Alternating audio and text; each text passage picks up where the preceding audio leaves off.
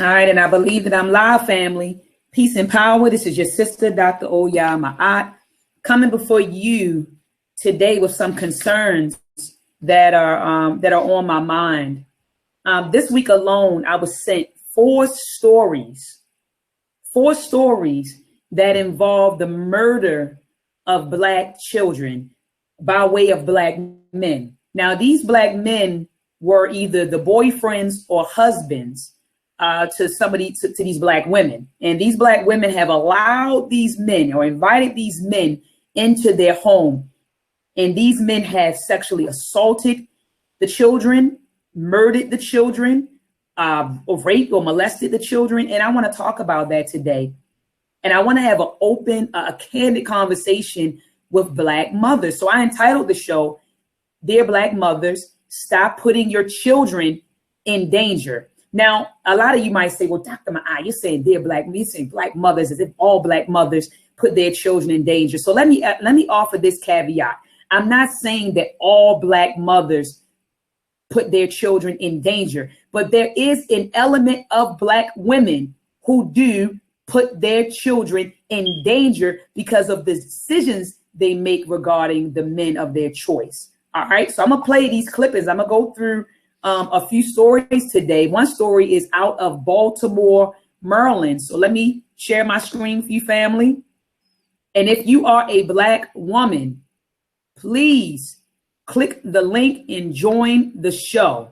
If you are a Black woman, please click the link and join the show. So this is a story right out of Baltimore. It just happened a few days ago. Two parents are now in custody for the death of their 5-month-old son.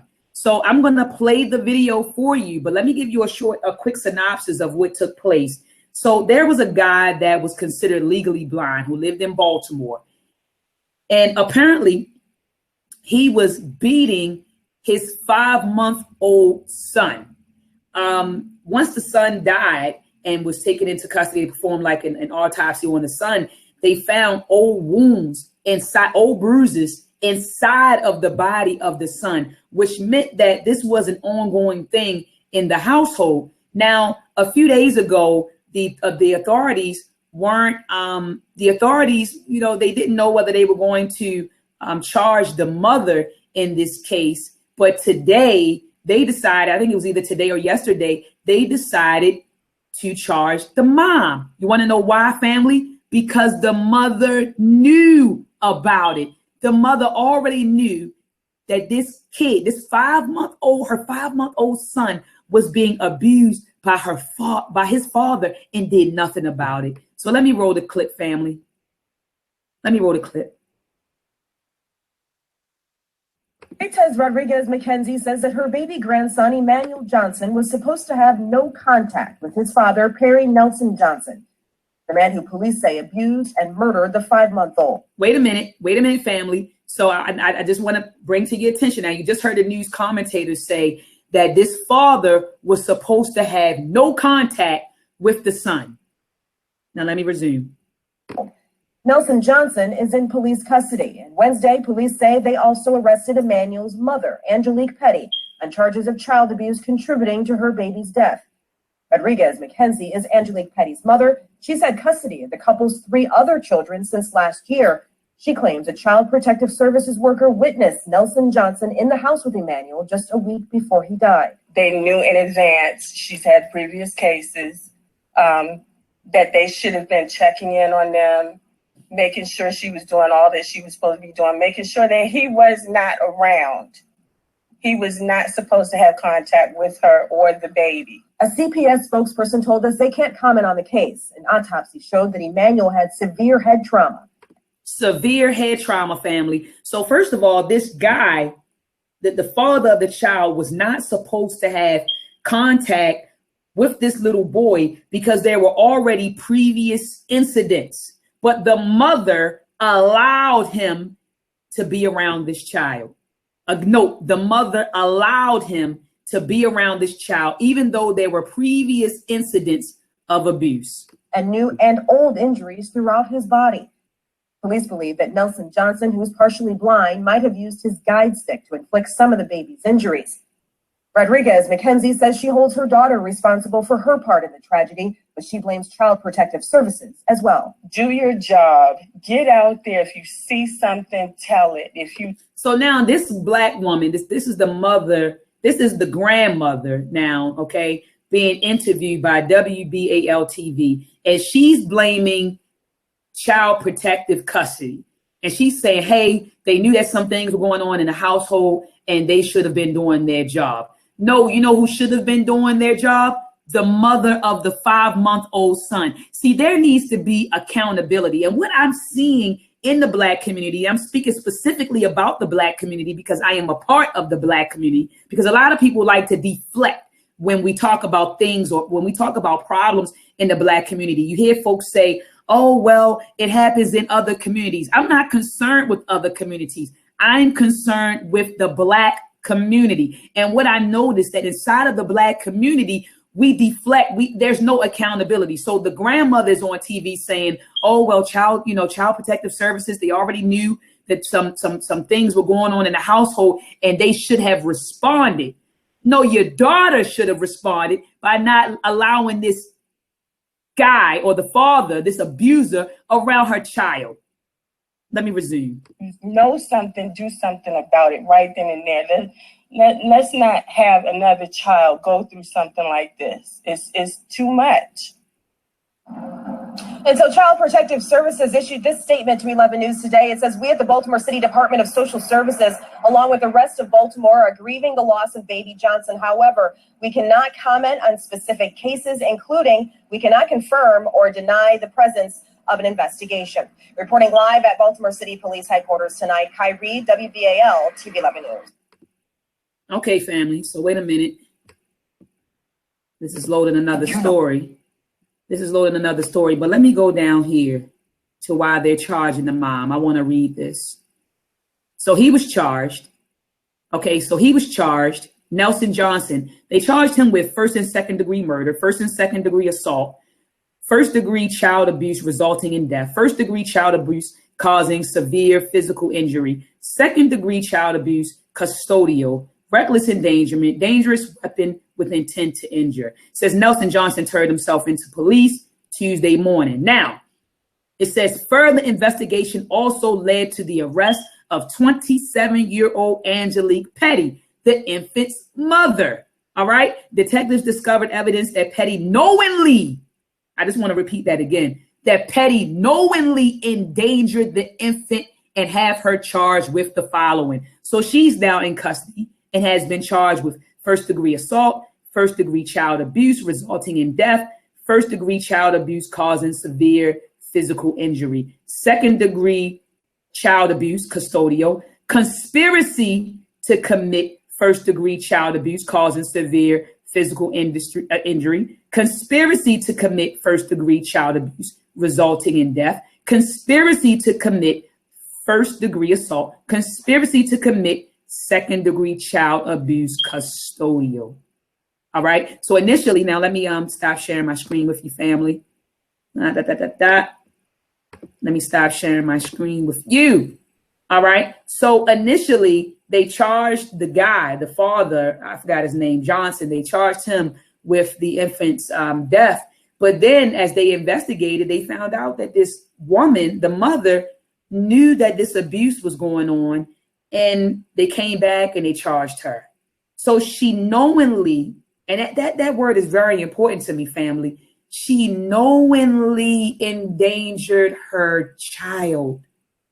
Knowingly endangered her baby. So she knowingly subjected her baby to an abuser. We have to get better as Black women. We have to get better with protecting our children. That is the number one rule for a mother, to protect your child. I don't understand. I hear a lot of Black women say that they love their children. Oh, I love my child. Oh, I love my child.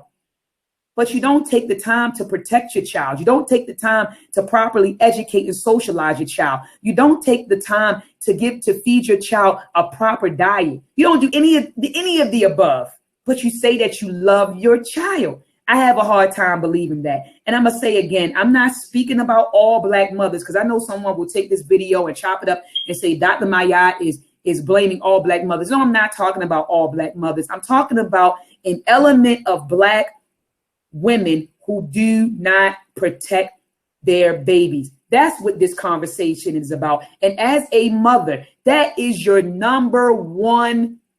That is one of the highest priorities that you have, to protect your children. And all mothers know this. I mean, even mothers in the animal kingdom know and understand that you have to protect your child. Go into the lion's den and try to pick with a baby cub and see what happens to you. Go try to pick with a baby elephant, a baby orangutan, a baby rabbit, a baby penguin, and see what happened to you. A baby swan and see what happened to you. You have mothers in the animal kingdom who protect their children better than human mothers, human mothers.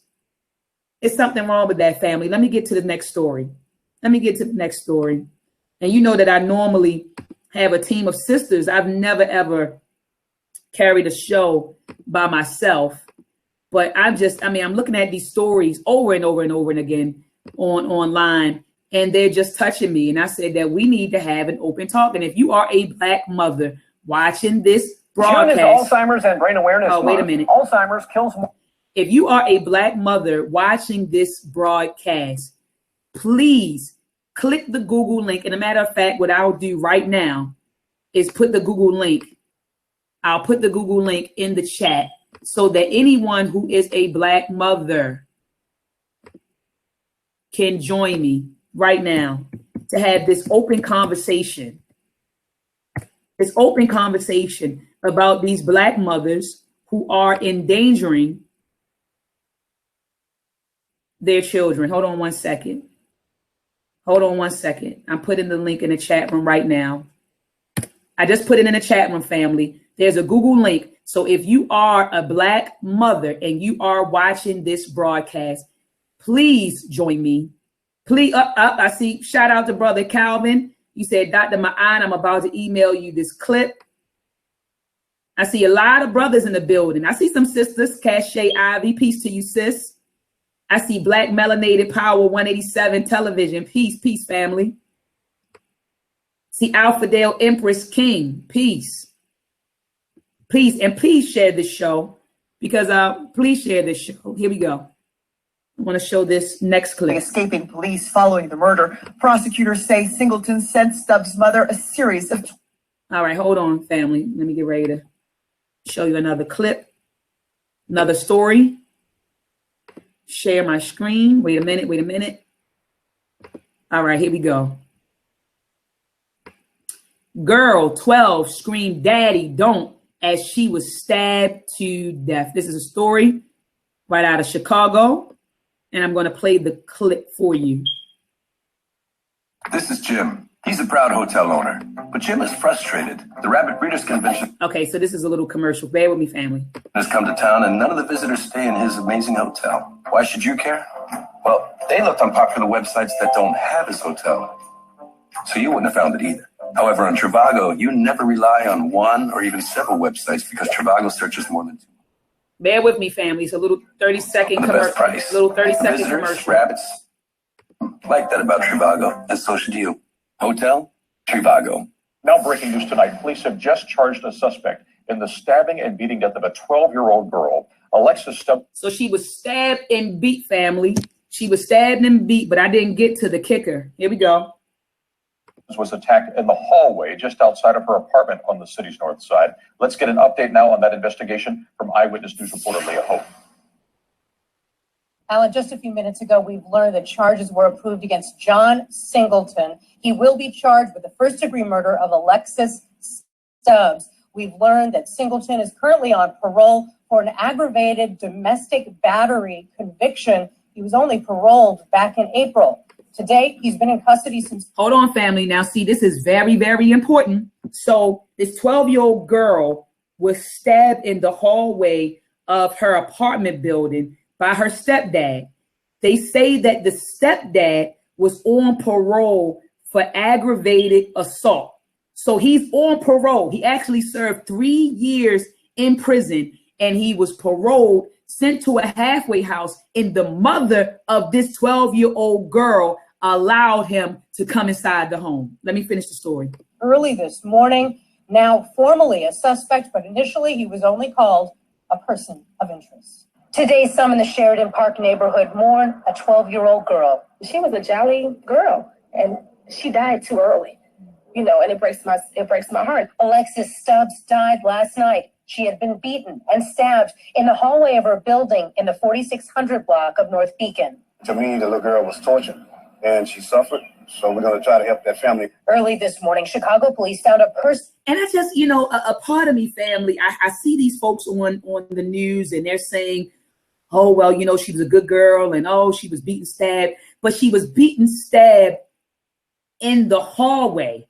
And I'm wondering, where was anybody home? Where was the village? Was anybody home in this community when this was going on?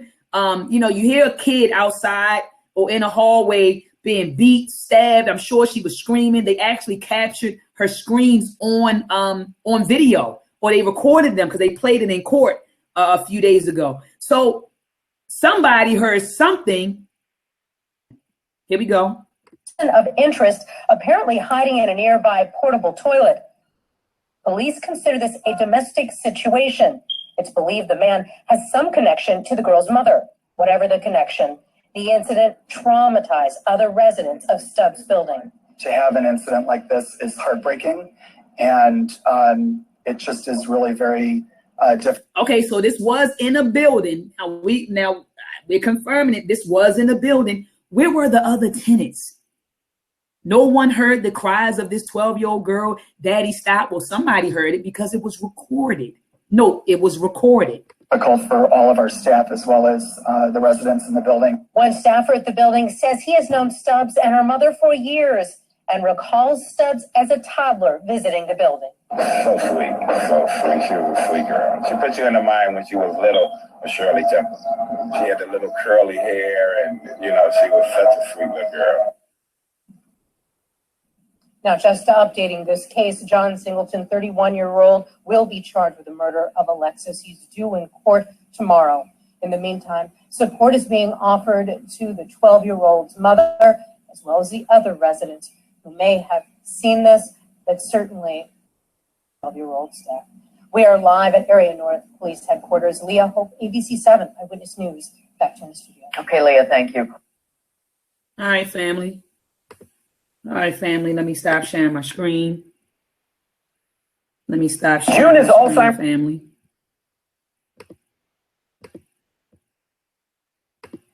All right. Okay. So in this particular incident, it was his stepdaughter that he stabbed and beat. All right. Now, he did 3 years in prison for strangling her mother. I'm going to say that to you again, family.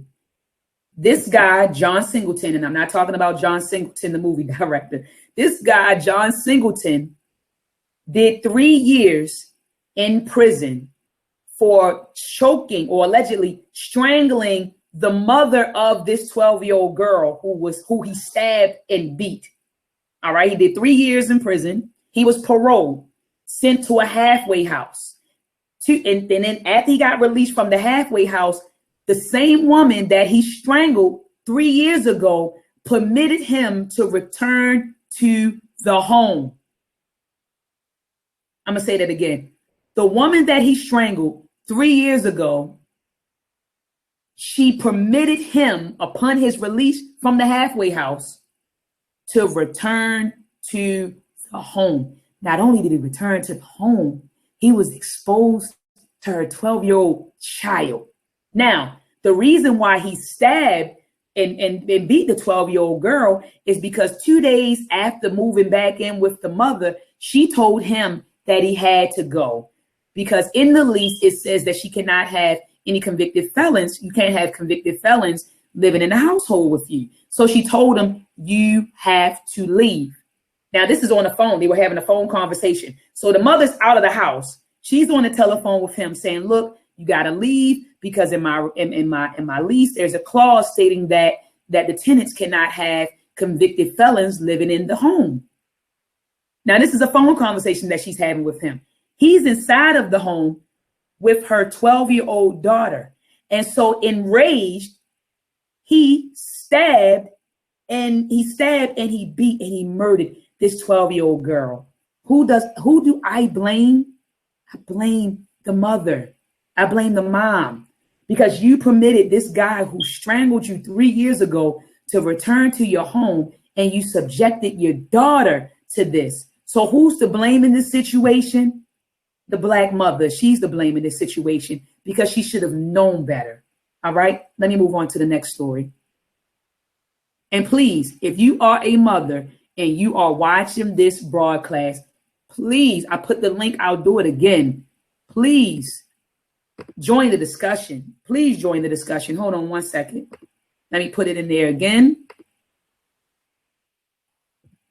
Let me put it in here again. Cache Ivy, sis, please join me, sis. Get on this panel, sis. We got to build anyway. You and I, we normally build on Facebook, but I would love to build with you face to face. But I would say that the mother is dead wrong. All right. So let me bring another story to your attention. Bring another story to your attention, family. I have 2 more stories I want to deal with. And then we're going to open this dialogue up.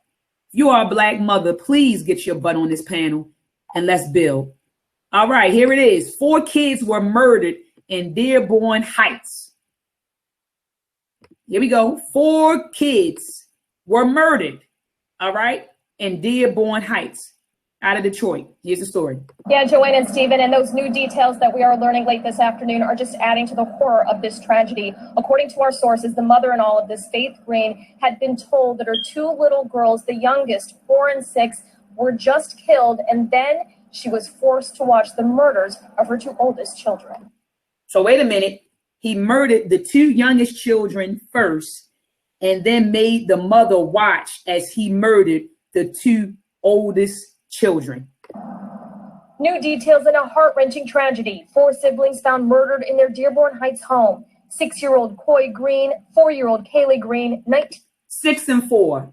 Though they were 6 and 4, 19 and 19-year-old Chadney Allen, and 17-year-old 19 and 17. Kara Allen. Their mother with cuts to her face and a gunshot to her foot. Sources say the suspect, Gregory Green, killed the children because he was angry with their mother. Around 1:20. Hold on. Wait a minute. He killed the children because he was angry with the mother. But it gets worse, family. It gets worse. This morning, police got a 911 call from Gregory Green saying he killed the family. He called and told the 911. He told them that he killed the family and sat on the step and waited for the police officers to come. But this is something that he's done before, family. Let's get to it. Is the biological father of the 2 youngest kids and the stepfather to Chadney and Kara. When police got to the house, they found him sitting on the front porch waiting to be arrested. Sources say Green believed his wife was cheating on him. We're told he tied up his stepchildren and Faith in the basement, then put his youngest daughters in the car, manipulated the tailpipe, and killed those girls with the exhaust fumes that filled the car. Oh, wow. So he put his 2 youngest children in the car, manipulated the tailpipe. So basically they died from carbon monoxide. All right. According to sources, he put them back in their beds and then went to the basement and... Oh, my goodness. Look how sick he was. So after they died inside of the car, he put them back in their beds. Here we go. Shot his stepchildren, execution style, in front of their mother. And shot the 2 oldest children, execution style, in front of their mother. Action News has learned Faith Green has recently filed for divorce. Neighbors and friends knew of a troubled relationship and some red flags. There were some, but she really didn't share. Here we go, family, with the community. So, you know, in the previous story, you had the 12-year-old girl in the hallway yelling and screaming as the stepdad is beating her and stabbing her. All right. No one came to her rescue, but yet, you know, they're on TV saying, oh, you know, I knew her. She was a good girl. So now we have residents in this neighborhood saying that there were red flags there. This is the community now. Red flags there, but no one said anything. Here we go. A whole lot with me, but there were some problems going on in the household from what I understand. They separated for a little while.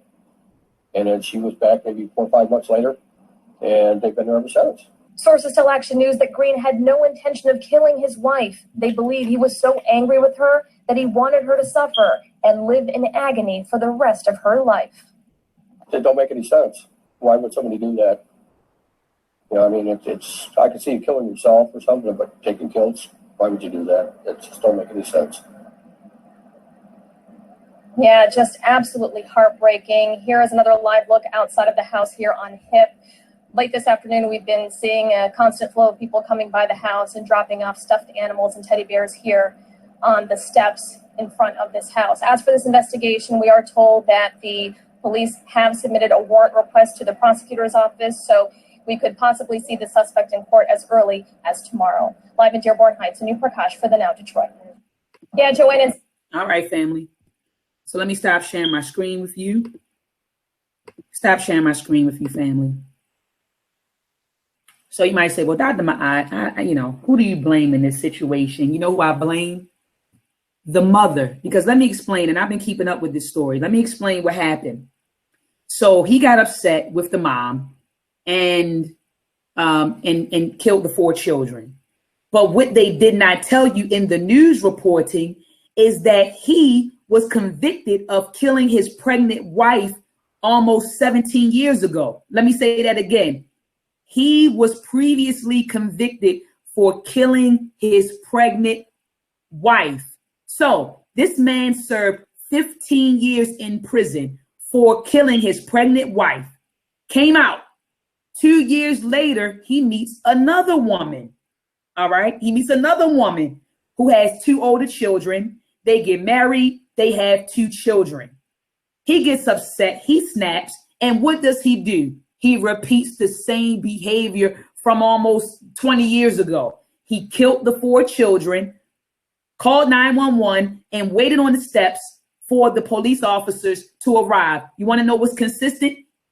The murder that he murdered his pregnant wife and did 15 years in that case, for that incident, he did the exact same thing. He killed his pregnant wife and called the police, told them that he did it, and sat on the steps and waited for authorities to show up. You might say, well, Dr. Ma'at, so who do I blame in this incident? I blame the Black mother, because you knew that this brother had a history, or you knew that he had a history, or you knew something in his past. You knew that this brother killed a woman who was pregnant. So he had no regard for the woman. He had no regard for the unborn child. But what did you do? You permitted him to come into your home and expose your children to this animal. You did it. In each of these cases, do you see something? In each of these cases, the mother knew. Look at the first case. The guy beat the baby with his cane, and the mother knew that he was in there beating his 5-month-old son, and they said she knowingly endangered her son. That was the first case right here in Baltimore. In the second case, the mother was strangled by this guy who did 3 years for it. He comes home and she permits him to come inside of the household and subjects her children to the same man who strangled her. In this third case, the mother knew that this guy served 15 years in prison for murdering his wife and unborn child. And you still permitted him to come inside of your household, and subject your 2 children to him, and then laid down and had 2 more babies with this psycho. So who do I blame right now? I blame you, Black woman. I blame you. And let me offer this caveat again, because I know someone is going to take this clip and say, oh man, I went in on Black women. I'm talking about there is an element of Black mothers who do not protect their children. Facts. And then a lot of people get mad at Tommy Sotomayor. There you go, sis. Sis, you know I'm in my feelings. Sis, you know that normally I'm like, I can't carry a show by myself. But Sister Riziki, I'm really in my feelings right now. What happened, sis? Okay. So I just finished showing. I'm not going to show the clips again. So you had to rewind that. But I've been getting emailed different stories about children being murdered, being molested, being sexually assaulted by stepdads, husbands, and boyfriends. And the mothers know that these men have a track record, Riziki. They know. Man. They know, but yet they still allow these men to come inside of their household. What is wrong with you, Black woman? Are you that desperate? Sis, I'm blown away right now at these stories. But yet I hear people say, I love my child, I love my child. But you sit and you subject your child to any and everything, anything and everyone. But you say you love your child. Bringing estranged men that you meet off the internet home to meet your damn children. What's wrong with you? Let me show another story, Sister Riziki. I gotta show another. Sister, when I say that I'm heated right now, I was on the phone going off. I was like, Ma, I gotta do a show and address this because this is something we need to talk about as Black women. There is an element among us, Sister Riziki, an element of Black mothers who do not take care of their children. Facts. And then we get mad with people like Tommy Sotomayor for putting this shit on the internet, right? For highlighting these mothers. We get mad at him. Now, granted, I do want to say this. I do not condone his delivery. I think that Tommy, I know why he does it, because he wants to invoke or invoke some emotions in people. So he'll call women black bees and all of that. I don't condone that at all, at all. But I do understand the need to expose this element of women. We need to address this. We do. We need to address this.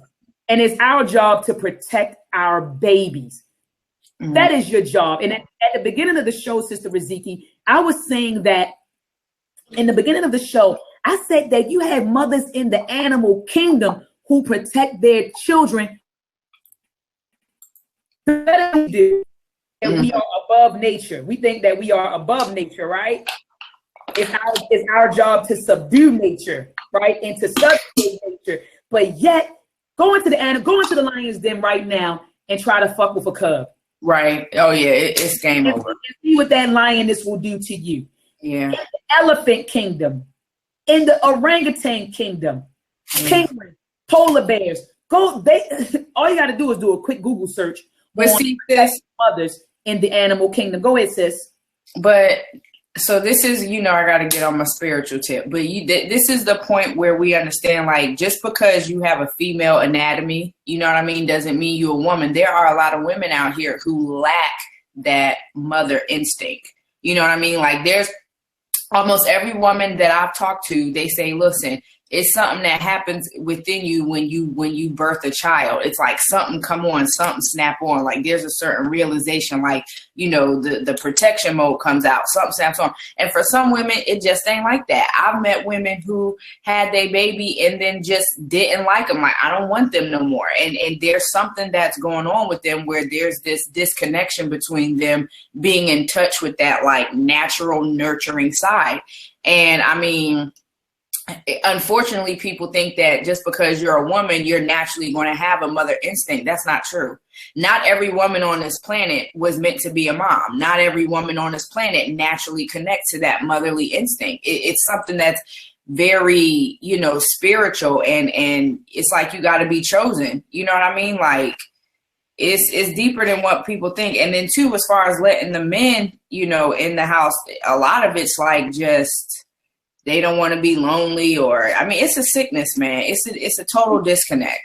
Because even though I never birthed a child, there's still something in me that if I, if you leave your children with me, I just automatically, okay, that's my child. Until you can come back, that's my child.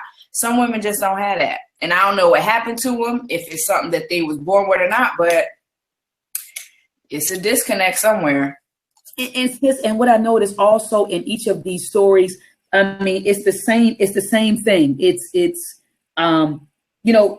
each case, the mother knew, either she knew that the abuse was already going on, or she knew that this guy had a history of abuse and still subjected her children or their children to these guys. And I'm wondering, like, are you that lonely Black woman that you will settle for anything? Mm-hmm. And I agree. So Yes, we gotta, and I'm like, sis, and then, when I'm looking at these stories, I see the same thing. People in the community, like, well, we knew something was going on, but we didn't know it was that bad or there were red flags there. What happened to community intervention? If you know that a kid next door, if you know that something is going on next door, I don't care. That whole no snitching and all that crap. When there are children involved and you know what's going on, call the authorities. If you don't want to get involved and confront, these individuals, call the authorities and tell somebody what's going on in these damn households. What I'm noticing is that it's like a culture of silences in our communities. It's like, we know something is going on. There are red flags, but we say nothing. We don't act. And then we're on the news saying, well, there were some problems going on, but I didn't know, that it was that serious. But by that time, now you have a dead child in the community. Yeah, it's it goes back to, again, and I think you mentioned this in a previous show, how we're it's like a selfish mentality where we don't feel like what I do affects somebody else, and that's what I was saying before. We want the benefits of community, but we don't do what it takes to actually make it happen. Like, people don't want to be responsible for other people. People don't want to embrace the fact, well, maybe if something's going on next door, I may have to take in this child for a couple nights or a couple weeks until we figure out what's going on. Like, people ain't got time for that no more. So again, it's like we want the benefits of community, but we're not willing to put in that work. That takes work. Like, you literally have to care. And some people do care, but they just ain't got the time. I mean, and even with the women, and this happened close to me. There was a person that I knew, and her man was molested. The daughter even came to the mom and told her, but the mom felt like she was lying. And one of the things that the mom was outburst was, while she was in her films, was, well, who's going to take care of me? You see what I'm saying? So it gets to the point where there is a serious issue of self-esteem, lower self-worth. Like you said, you are willing to even make your children suffer for the sake of your happiness. And that's what I said. There's got to be a serious disconnect, man. Like, how could that instinct not kick in? Yeah, and you made a good point, Sister Riziki. Look at this is my son right here. Say hello. Say what's up. Hey, peace, King. What's up? Peace, Queen. Peace, Queen.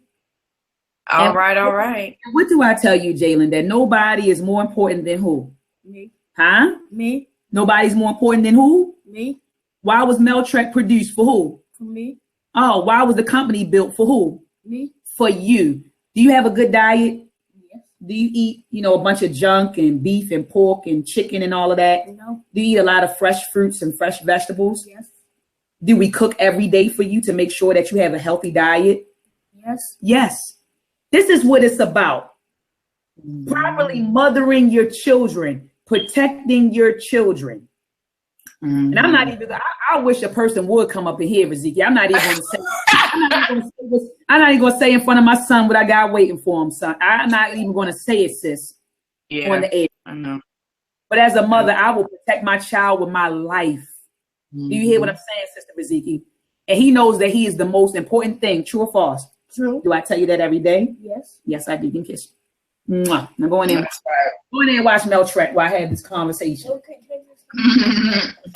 Get a snack. That's what it's about. That's what it's about. Properly rearing our children. Sister Riziki, I feel like a lot of these mothers are popping out babies and don't know what the hell to do with them. Don't know how to properly educate them. Don't know how to properly socialize them. Don't know how to feed them a diet, a healthy diet. My son doesn't eat soy. He doesn't eat any soy products. We try to keep him away from soy products. But of course, when you're looking at certain dressings like ranch, Italian dressings and things like that, a lot of them have like soy in it. But we try to keep away from soy products. He's drinking almond milk. When he gets older, he'll be eating the tiger nuts, which maintains a healthy testosterone level in boys. That's very important as a mother. When he's sick, we don't pump him with NyQuil and Tylenol and those things. We heal him with herbs. We give ginger tea, garlic tea to build up the antibodies in his body. That's what you have to do with your babies. These mothers don't know how to be mothers. And Sister Riziki, again, that is why the Rites of Passage program, I am a huge advocate of Rites of Passage programs for men and women, because during these programs, you learn how to be men. You learn how to be women. You learn how to be mothers and fathers and wives and husbands. That's why these programs were very important to our ancestors and should be very important to us. These mothers simply don't understand their role. They don't. Because if they understand their duty, if they understood that your highest priority is to protect your babies at all costs, you wouldn't permit guys who have a track record of abuse and murder into your home. Man. You just wouldn't do it. But let me show another story, sis. Hold on, let me share my screen. It's another story. This is another story. Hold up, before I share it, let me lock it on my screen so if we talk, it'll still be shown to the viewers. It'll still be shown. Okay, so this is on, the brother from Advise TV reported on this story. Now, I don't know if you're familiar with it or not, sis, but I'm going to roll the clip. The clip is about 30 seconds long. Hold on. Here we go. Behind this. We're going to roll the clip. There's a pink bow on pink paper in front of the house where police say the unthinkable happened to 2-year-old Shalia Cujo. Justin Lawson is accused of sexually assaulting her while her mother, Kia, attended classes. Wait a minute. So this guy is accused, you heard that, Sister Riziki, of sexually assaulting this 2-year-old baby while her mom was taking classes. All right. So her mom left her home with her boyfriend. All right. Just left the 2-year-old home with her boyfriend. Not a relative, not grandma. And I'm not saying things don't happen with relatives either, but not a trustworthy relative. Right. The damn boyfriend. Okay. And look at him. Did you see him, sis? Let me go back. Yes. Oh, yeah. How he look like, right, sis? Hold on. Let me see. Let me show you. Let's go. We're going to roll the clip. There's a pink bow on pink Jalen, cut that down. paper in front of the house where police say the unthinkable happened to 2-year-old Shalia Cujo. Justin Lawson is accused of... Look at him, sis. Mm-hmm. Look at him. You left your... Now, you know, people say, oh, Dr. Maya, you can't judge a book by its cover. Shit. When it come to your child, you better judge the damn shelf and the store the book is sitting in. I don't care. You damn right. So you leave him. Look at him, sis. And you can't tell me he don't smoke. You can't tell me that. Right? Look at him. Look at his lips, sis. Look at him. So I know. So she entrusted this guy. Now look at him with her 2-year-old, with the care of her 2-year-old, not grandma, not auntie, not, cousin. This dude she was saying, this guy. Of sexually assaulting her while her mother, Kia, attended classes. Now this is the aunt. Now watch this, sis. I was furious when I watched this clip. This is the auntie. Fucking no child like that at all. And all my sister was trying to do was better herself and get on her feet. Kia says Justin Lawson first contacted her around 8 in the morning that something was wrong. I got a phone call saying that she... Now this is the mom. Now you see how the aunt is distraught, Sister Riziki, right? But the mom is straight chilling. Yeah, the mom is chilling. The aunt is distraught. She's like, oh my gosh, my sister was just trying to better herself. And but look at the mom. Watch her response. Watch this. Feeling herself and shaking, and I was trying to come home, but they said she was all right. Then she got another call from Lawson a few hours later that Shalia was throwing up. That's when Kia headed home to check on that she peed.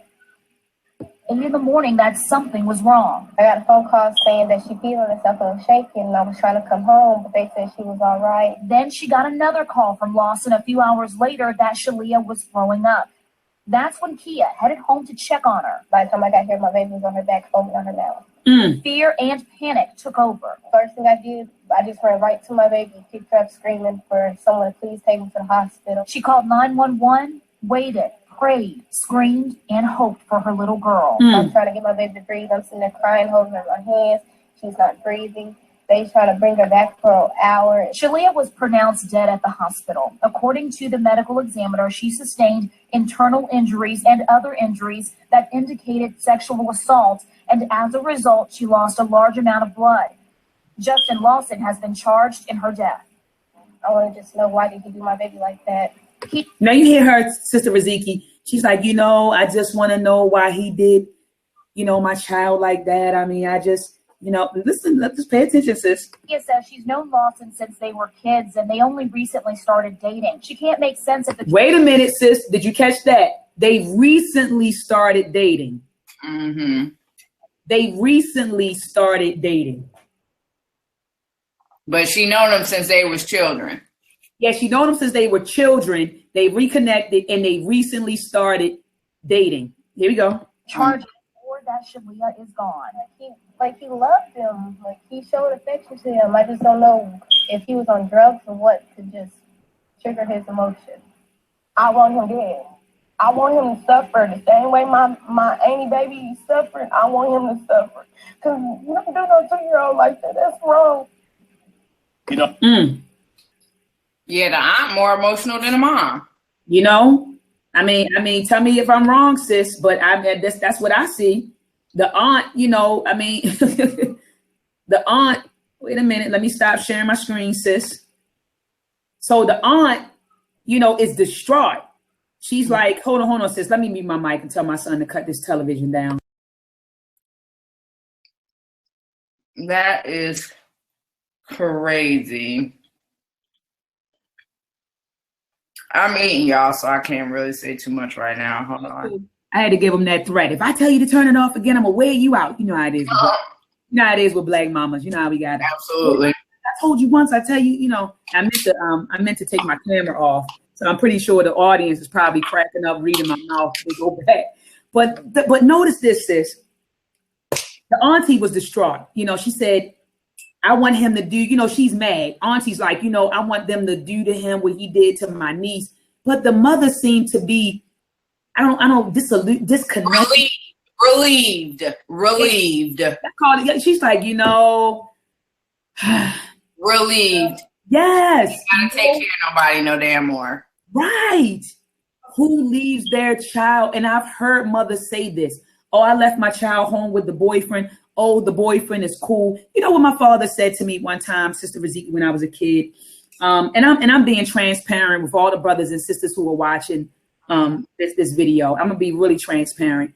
When I was 6, my mom, she entered into a long-term relationship with a guy. And the guy stayed around for 7 years.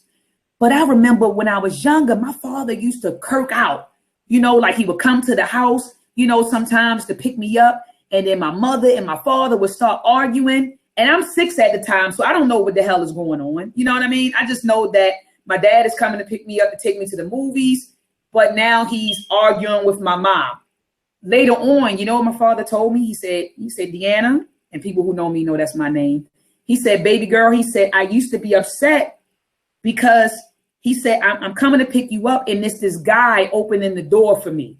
I'm not in the household with you. So he said, I don't know what's going on. I don't know if he's touching you. I don't know if he's going to touch you. He said it drove him crazy because he said at the end of the day, he is not you are not his daughter. So my father was saying there's no reason what would stop him from sexualizing you? Absolutely. What would stop him? He said, because you are not his daughter. So it used to drive my father crazy that there was a guy inside of the home with me and my father had no control over it.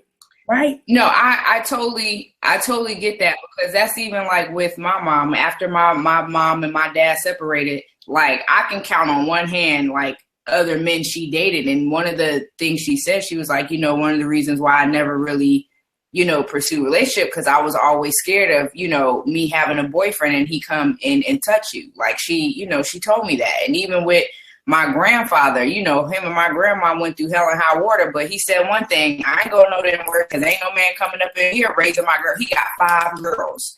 You know what I mean? So there was definitely like a Like, I don't know. I don't know if it's generational, and I think it has something to do with that too. Like, you know, the more we go in generations, like the parenting skills just get more lackadaisical. I don't know, but yeah, that was a thing back then. Like, no, ain't nobody coming up in here possibly touching my daughter. No, absolutely not.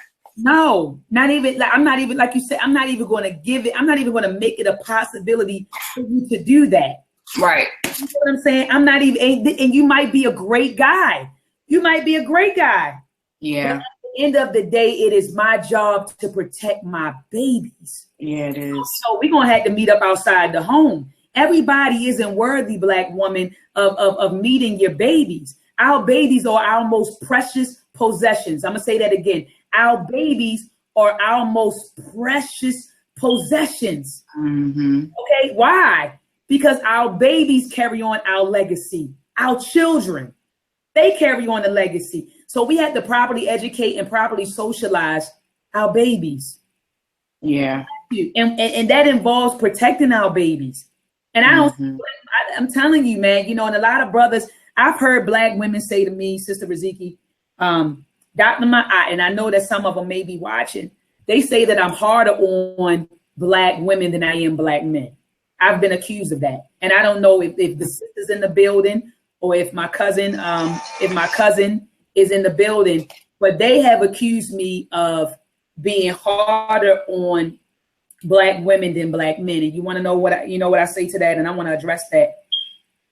I am, Sister Riziki. Mm-hmm. I am. And it's not that I don't hold for what they do. I absolutely hold Black men accountable for what they do. But you want to know why I focus on the Black woman and getting the Black woman together? Because she is the foundation, Sister Riziki. Yeah. She's the foundation of the family. Mm-hmm. It is her. She is the one. She gives birth. She gives birth to the nation. She's the first teacher. She's the first nurturer. Mm-hmm. So she has to be right, Sister Riziki. Yeah, absolutely. How active the father is. I know some brothers in Baltimore. I'm not going to call him out. He's going through a court case right now. He is a legend. He is a legend in Baltimore. And brothers and sisters who are in the chat room probably know who I'm talking about. But he's extremely active in his daughter's life. But guess what? The mother has a very destructive mentality. And who does she pass that destructive mentality down to? The children. So no matter how much daddy was Black powered out, no matter how much daddy was conscious, no matter how much daddy tried to be a positive male influence in their lives, you know what happened? You know what overtook these babies when they became 16 and 17? You know what happened? Now they have a destructive mentality because of the mother. And I'm talking about an active dad, a dad that when they separated, got his children, he had split custody. So 3 to 4 days out of the week, he would have the children. 3 to 4 days out of the week, she would have the children. They had joint custody, split custody. And now he's going for full custody because the daughters are on Snapchat, you know, posting pictures about sucking dick and twerking and all kinds of stuff. And this man is a conscious brother. I know. I bear witness to him. And I told him that if he needs me to come to court with him to be a character witness, I would do it. Yeah, that's good. So the point that I'm trying to make to you, Sister Riziki, is that the mother is the mom. And I keep telling these brothers, I said, man, y'all got to stop putting good seeds in rotten soil. Hello. Let's talk about it. Let's talk about it. Because somebody's making these women mothers. We're not becoming mothers by ourselves, Sister Riziki. So the had to step.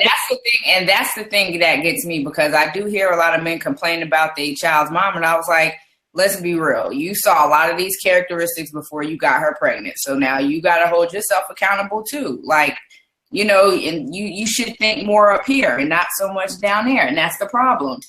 You know what I'm saying? Like it's like there's a culture of men, you know, like the dog with the little pink thing hanging out. You know what I mean? And that's what gets you in trouble. That kind of operating in that mentality, that's what gets you in trouble. But, you know, we so hypersexualized, man, and that's what we look at first instead of like other qualities. Like, if this happened, would this be somebody I could successfully co-parent with or be with or whatever? So it's like, That reality, man. Absolutely, Sister Riziki. And, you know, Brother Doug asked a question. Hold up, I want to address that. He said, if a single mother plans to remarry, how can she gain trust in the potential stepfather? Well, first of all, Brother Doug, you know, and I'm just putting myself in a situation that if I, you know, wasn't married and I, you know, the mom has to totally examine this man, meaning I had to court you, I had to date you. Yes, I'm running a background check on you to see if you have any priors. I want to know your family upbringing. I want to meet your family, because this is what I tell my sons, and this goes for women too. If you want to understand the person that you're with, go meet the family. That's all you got to do. Go meet the mom. Go meet the dad. If you want to understand who is in front of you, go meet the parents. Go meet the family. Go meet the grandma. Go meet the grandpa, because you know exactly what you're entering into. I want to meet the damn family. So not only am I going to court you to get to know you, I want to meet the family. I want to be around your mom. I want to be around your dad. I want to totally understand your psychology before I even let you into my home. Exactly. And understanding your psychology means that I have to meet your family. I need to know about your upbringing. I want to know about your hurts. I want to know about your pains. I want to know about your fears. I want to know about your up times, your down times. I want to know everything about you. Mm-hmm. You know, and I'm going to run a background check on you. Right. I'm going to run a background check on you. Let's get some fellas in here. I open it up to Black women. See, people don't like to talk about this, Sister Riziki. I put it in different groups. Said, Black mothers, let's have a conversation about this, about putting our babies in dangerous situations. You're the only person that clicked on the link. I put the link in the chat. I put the link. And see, that's another thing. A lot of us don't want to admit our shit stink. Like we all focused on what men are doing wrong. And I'm like, hello, they're not the only ones in this equation. Like we're, you know, to an extent, we're both jacked up.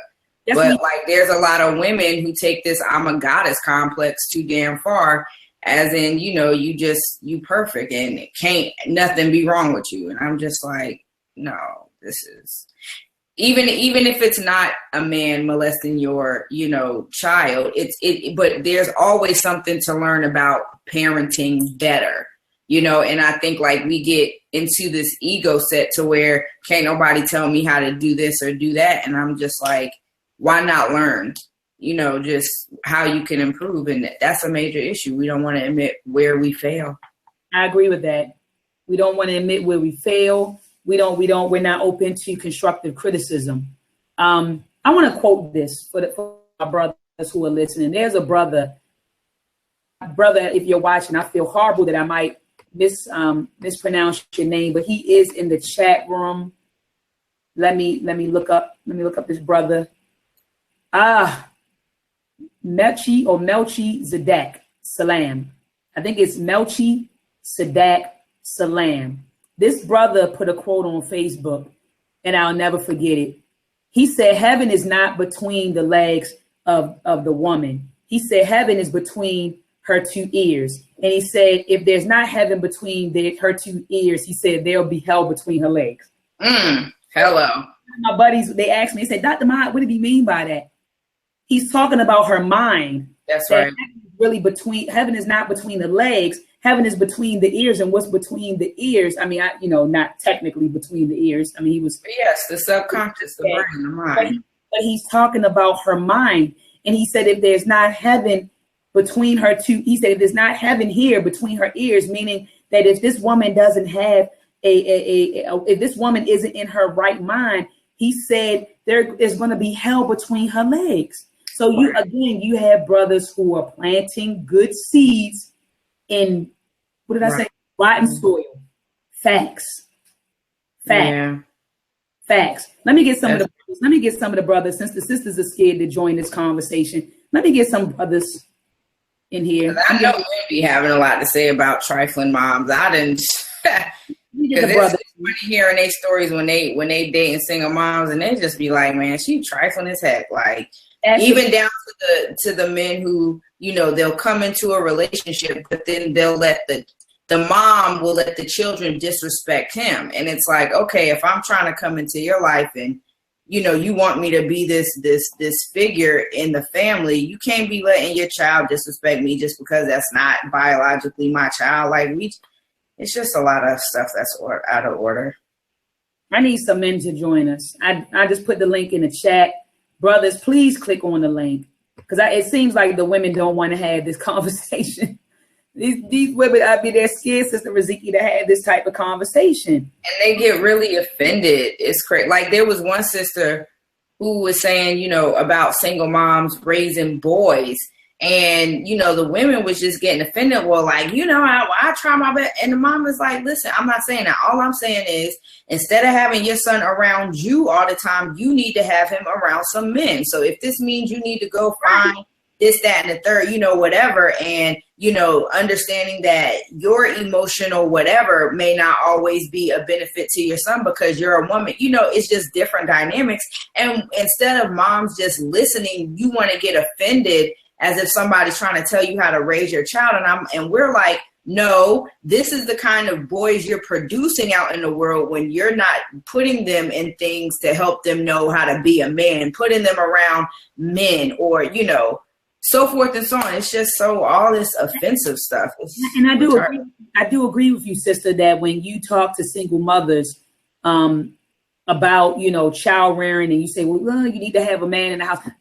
They still have that mentality that they don't need a man. I mean, it's still that mentality. I can do this by myself. I don't need to subject my son to a male role model. You absolutely do need to subject your son to a male role. And that's what we call women who have a auric, and excuse my expression, but we be like, her energetic balls are too big right now. Like a lot of women walk around here with some energetic balls as if you a man and you could really teach a boy how to be a man, like, you know, or at least process things from a man's perspective. Like you're not that, and it's okay to embrace that. Like it's okay to say you can't do everything. That's okay. Absolutely. I think that it's absolutely okay to say that I can't do it all. I can't teach Jalen how to be a man. I don't even know. You know what? You know when it really hit me, and I got to be honest with you, Sister Riziki. Mm-hmm. Up until I was 28, I'm 36 right now. I was one of those women that I don't need a guy. I can do it. You know when it really, you know when shit hit the fan? When my two older sons started going through puberty. That's when it hit the fan. It was things that they were experiencing that they would talk to me about, and I could not relate. You know, like I actually had to go to male friends and say, okay, is it normal? Like I don't want to tell their business, Sister Riziki, they would be upset with me. But they were doing some things, you know what they were doing. And I'm like, and they were doing, Sister Riziki, they were doing it all the goddamn time. And I'm like, you know, sis, is this normal? You know, and one of my male friends, he said, yes, you know, that's what we do. And I said, all the time, you know, and he said, yes. And I remember one time I took one of my sons to King's Dominion. We were on a roller coaster. And he was like, oh, my goodness. He said, my balls are tingling. And I looked at him. I said, balls tingle? And I had to call one of my male friends. And he said, yeah, you know, if you get nervous, you know, Sister Riziki, I'm just sharing these experiences. Yo, that's funny, yo. That's what I'm talking about. That's funny. I mean, that's to show you that as a woman, you cannot relate to everything that these male children are experiencing. You are not a male. So they have different experiences than you do. Now, we can teach our little boys to be decent human beings. Don't get me wrong. I believe that as single women, we can teach you how to be responsible.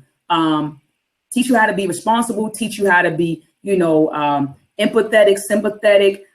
Teach you to be, you know, astute, or to study, or to focus. I mean, there are things. Don't get me wrong. I'm not saying that we just can't absolutely teach, because I think that with single mothers, when you say I can't teach my son, you can't teach a little boy how to be a man, they get offended at that phrase.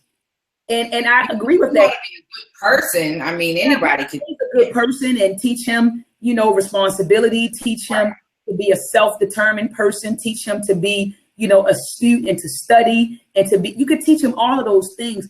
But I'm talking about when he hits puberty, honey, when he hits puberty, there are simply things you just can't relate to. Like even how men test each other. You know, women, we test each other, but men do it differently. You know, in their world, it's strength, it's who's the alpha male, it's all of that. Now we do it, but we do it differently. You know, we do it different. And so I out today, honey. Lord have mercy. Anyway, go ahead. we do it, sis, and you know we do it. We want to show who the alpha female is. We do it. I know I've done it. You know what I mean? But men do it totally different. Theirs is more a physical thing. Like I tell Jalen when he's outside, I say, Jalen, you know, when these boys try to rustle you, put them on the head. Put them on the head, man. Because what they're trying to do is size you up to see if they can, you know, if they can bully you or, you know, they want to size you up, son. So you got to, if y'all are play fighting, man, you got to represent, you know. And so stuff like that, you know what I mean? And even just teaching and seeing a man in his role and how he should conduct himself in the household, how he should treat a woman. I mean, you get what I'm saying? You can't be that model for him. And people and children need to see it. We got to understand that as human beings, we're very visual people. Go ahead and Google mirror neurons. We are very visual people and we learn. We mimic each other. And it's called mirror neurons, which are inside the brain, which permits you to mimic what you see. So with that being said, children are emulating what they see. And as little boys need to see a man in that role. He needs the man in the role of a father. He needs to see a man in the role of a husband, in the role of a friend. But our young boys don't have that male role. They don't see that male in that sort of capacity. You dig what I'm saying? And so anyway, I know we kind of strayed off topic because we were going in on some others. But as Black women, Sister Riziki, we have to get back to protecting our babies. I'm tired, and I'm telling you, Sister Riziki, I could have pulled out, I mentioned 4 stories today, but I could have pulled out maybe 10 of them. Look at this. Let me show you something else.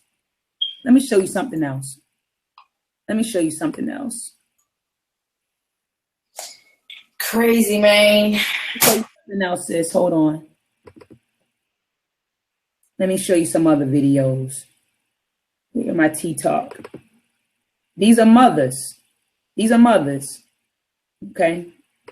All right, hold on. I'm getting ready to share my screen. Getting ready to share my screen again. All right, sis.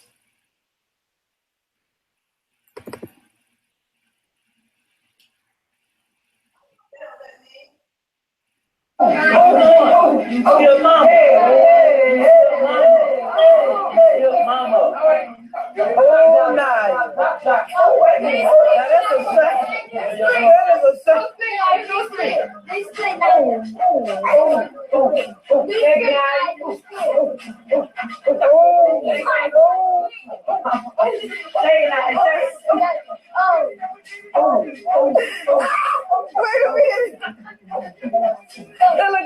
Now look at this, Sister Riziki, and I'm not playing this to be smart, but the mother, I'm pretty sure the mom is in the room, and I think this is the mother sitting right there. I'm just assuming. Yeah. But her daughter is bending over, twerking. Now, can you imagine if it's some sick, demented, perverse man in the room? I mean, you get what I'm saying now. And you got your daughter popping her butt. Oh, man, shaking. That's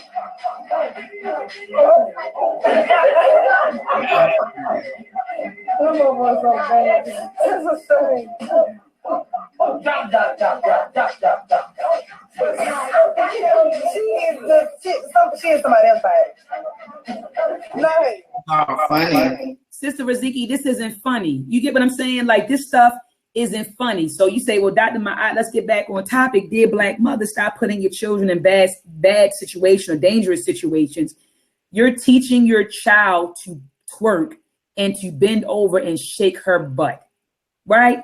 In the presence of, I thought I did hear a male voice. I don't want to play it again, Sister Riziki. Oh, yeah. I thought I heard a male voice in the back. You don't know if this male, I mean, these dudes, I'm not talking about our good men. I'm talking about some of these males are very sick and demented and they're perverts. And you have your young daughter in front of these guys twerking, bending over and smacking her butt. Again, endangering your child. And this little girl looks like she's what? I say no older than 2, Riziki. What do you say? Yeah, no older than that. I mean, and they don't realize like, and I know this happens. See, what happens is that they could grow up and they actually start, like, there are little girls who are just really fresh. You know, I've seen it. I used to be one of them. So I know these things, you know, like they were just really fresh. And it would be to the point where they're actually comfortable doing that stuff in front of a grown behind man. Yeah. You know what I mean? And it's like you're cultivating that kind of energy for certain things to take place, and people don't recognize that. Even when, like, I know for me it was a big thing. I don't care how old you are, you don't change clothes in front of no man. Like, I don't care if you like 12, 9, 10, if there's a grown man in the room, you don't, or even a boy, you go and change your clothes somewhere else. It's just a lot of these things we're not applying now. But yeah, when I look at stuff like that, that's not funny. Even, when they play that I was at a cousin's wedding, and the cha-cha slide thing came on. And that part, how low can you go? Can you go down low all the way to the floor? And when that part came on, the girl started going down. I said, no, you stand up. You stand up and wait till that part is over. Like, because I just didn't feel right twerking with a little 12-year-old to this song. So not at all. Yeah, yeah, and we think little stuff like that is all fun and games, but they don't realize what that behavior transforms to as they get older. Exactly. But hold on, sis. Let me play another video. I got them for days. Oh, snap. I have them for days. Here we go. Another video.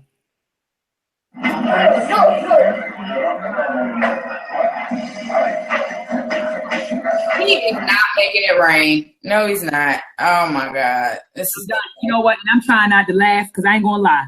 The first time I saw it, it was just unbelievable. Like, it was. Yeah, I ain't gonna lie. I would have laughed too. I ain't gonna lie. It was just when I saw the video, somebody inboxed me. They said, Dr. Maya, you need to check this one out. So they inboxed me the video, and when I first saw it, I was in so much disbelief. I was so in disbelief, sister. I laughed, but this is not funny. Yeah. This is not funny. Like you said, she's doing this now at the age. I give her no older than 5, maybe 6. She's doing this now. Can you imagine what this behavior is going to translate to in the next couple of years? And then again, you're doing this in the presence of people that could potentially hurt her. So you're teaching her these behaviors that will endanger her life, or that could endanger her life. Let me roll the clip. Here we go.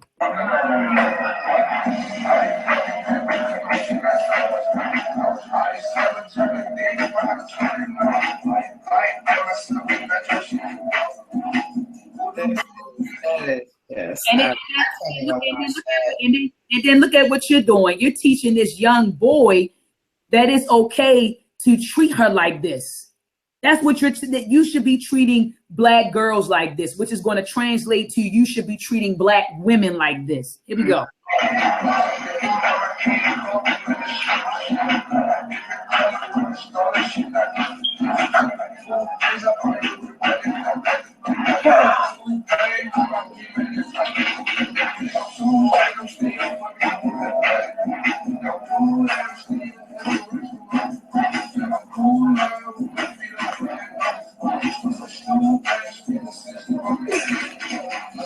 That's a shame. I can't even do it.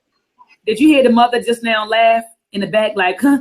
And I'm just assuming it might be the mother. I don't know.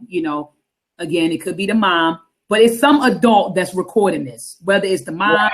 Auntie. And then uploaded it on social media. Absolutely. Right. This is what they're destroying our babies. That's what they're doing. And destroying our babies means they're destroying our future, Sister Riziki. I don't know if people understand. I don't know if people grasp that correlation. If you destroy our babies, you are destroying our future. So each time I get a news reporting that this Black child was stabbed to death, this Black child was sexually assaulted and died as a result of her injury, this Black child was murdered, this Black child was gunned down, and then I'm looking at social media videos showing our babies exhibiting, like you said, over-sexualized behavior or hypersexual behavior. You are destroying our future as a race because you're destroying our legacy, and our legacy is to be carried by our babies. Yeah. You understand that, sis? Yeah.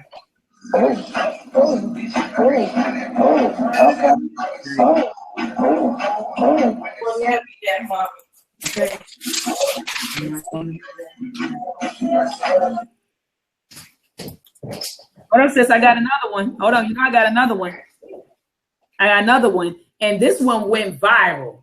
And I know the sis is in the building. Shout out to the sis. I wish she would join us. I think the sis is at work. But shout out to the sis. She and I, we talked about this video right here. This woman was actually applauded for this video. Here we go. They applauded this mother for encouraging this. Here we go. He wears his clothes like that. Oh, no, absolutely not. His hands like that because he can. Watch him walk. Watch him walk. Watch him walk. I love the outfit. So how did you do that outfit, sir? Please tell the camera how you made that. I put this on here. Uh-huh. And then I put the bed around. Right. And then I snapped this part together. Okay. And what kind of fabric is that you're using? It looks soft. And it looks like an animal. It looks beautiful. I love the two pieces. I love the high collar. It's very beautiful. Thank you. Let me see you walk it out. He wears his fashion like that because he can. Watch him walk. Oh my God. Because he can. Oh my. Fashion. His walk. He makes what he wants. He can make anything fashion. Beautiful. Now, let me get this. Now, a lot of people, you know, and I was going back and forth with the sis. She's in the chat room. She can attest to this. You know, a lot of folks, they applauded this mom and they were saying, you know, well, her son is, maybe the son is, was born this way. Maybe the son was, already a very effeminate young guy. And, and this mother said, hey, instead of trying to make him play with, cars and figurines, she just let him be whoever he is. You know what I want to say to all of those people, Sister Riziki? That's bullshit. According to Dr. Patricia Newton, she said that all behaviors are learned. I'm going to repeat that. Dr. Patricia said, I don't even know if she used the word all or if she gave a quantity, but most of the behaviors that we exhibit are learned. And you know what? I don't want to put words in the elder's mouth. I don't know if she said all, and I'll go back to her lecture. I have her lecture right here. Hold on, sis. Let me get it. Hold on, sis. I do think behavior that's learned is different from what people feel is naturally them. I will say that. I do agree that in childhood, we as parents have a strong influence on what we cultivate. I agree with that. Absolutely. So I don't know. The elder might not have said all. Maybe she said the majority. Hold on, wait a minute. Because my thing is now when we get to that whole sexuality piece, it's just some people who just innately are not attracted to the opposite sex. And I ain't even talk about the people who feel like, who's been abused or raped or molested. They've had well-balanced households, all that other stuff.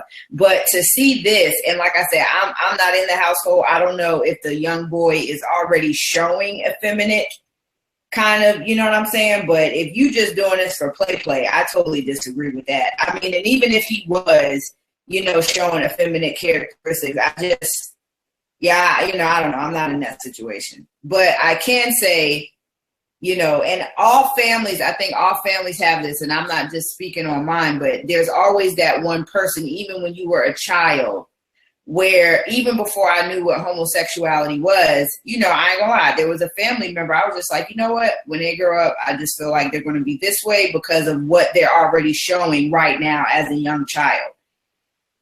Yeah, I can dig that, and I agree with that. But let me show this real fast, sis. So this is the lecture that I'm talking about, Dr. Patricia Newton, Sexual Politics and the Manipulation of the African Mind. You can get this by contacting Brother Jabari. He's on Facebook, Brother Jabari Nator from Reality Speaks. When I say that this is a phenomenal lecture that the elder gave. See, a lot of people, they know about Dr. Frances Cress Welsing, but they never heard of Dr. Patricia Newton, who came up under Dr. Frances Cress Welsing. Oh, wow. Came up under her. And this sister, I believe that she resides in either Baltimore or DC, but she's definitely in the DMV area. So again, please get the work of Dr. Patricia Newton. She has a lot of videos on YouTube, addressing, sexual politics and the manipulation of the African mind. Now, in this lecture, I believe that she said the majority. Now, she's a psychiatrist. I'm not talking about a bootleg psychiatrist or somebody that's calling herself Dr. Patricia Newton, and she doesn't have that. This woman is a certified psychiatrist. She's been seeing Black men and women for years. All right. And she actually she pursued psychiatry because Dr. Frances Cress Welsing told her to. She was going to be like a medical doctor in another field, but Dr. Frances Cress Welsing encouraged her to study psychiatry or psychology. And so she is a certified psychiatrist. But she did say, I believe, that the majority of our behaviors are learned. And it broke down mirror neurons in this presentation. All right. So and this is what she said. She said in her presentation, she said, I don't care, what your sexual orientation is or whatever. But she said, don't impose that stuff on children. Right.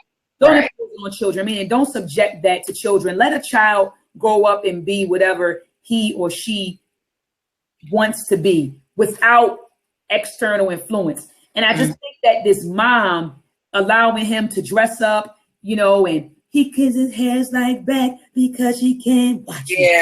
Yeah. Yeah. So darling, tell me about it. And he's like, well, the fact this boy saw something. You can't tell me that he jumped out of bed one day and did that. I don't know if he's home watching RuPaul, because I know that RuPaul had a drag show on TV. Then you got these different fashion shows on TV, Miss J and all these other people. He saw something. He just magically woke up and just knew how to. He wear his hands like that. Yeah. Sister Raziki, I'm telling the truth. Can't watch him walk. I know. It's fashion. Like fashion. And she's like, tell me about it, darling. And he's like, well, come on. Yo, that's not funny, but I mean, is it this child that's naturally growing up to be these things? Or no, that is taking it too far. I feel like it's reinforcing. Let's just say if this boy already was, and let's just say he wasn't exposed to anything on TV up until then, but you just notice like maybe how he speaks or his mannerisms may be a little effeminate. Then you go and do that. You're like literally reinforcing that, and then you're building on top of, well, what other things come along with this kind of behavior?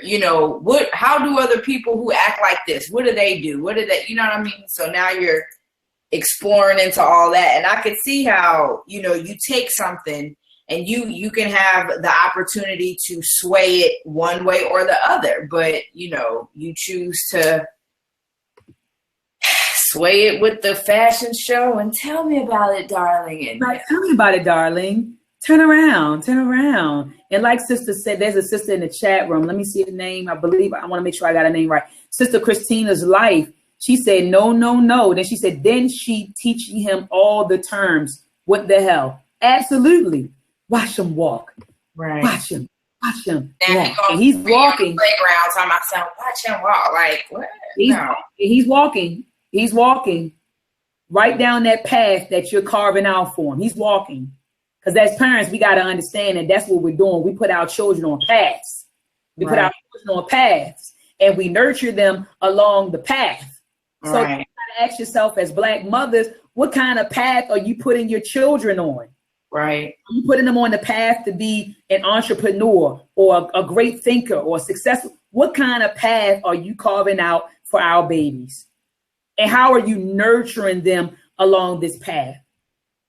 Because what I see is that there are a lot of, I ain't gonna say a lot. I don't want to quantify it. A lot of people say, Dr. Maya, I don't want to quantify it. But I do see an element of Black mothers who are putting our babies on the wrong, I'm not gonna say the wrong or right, on a destructive path.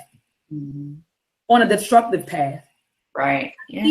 I see how I see black mothers. I remember a friend of mine, she has some kids, and I had found out I needed one of the children's phones. And I grabbed the phone and I was Googling something. And at the time he was 12. And so I'm Googling something and I typed in PO. And so porn, you know how Google will finish it. Porn popped up. Right. Yeah. So I go to her, I'm like, yo, your son is watching, porn.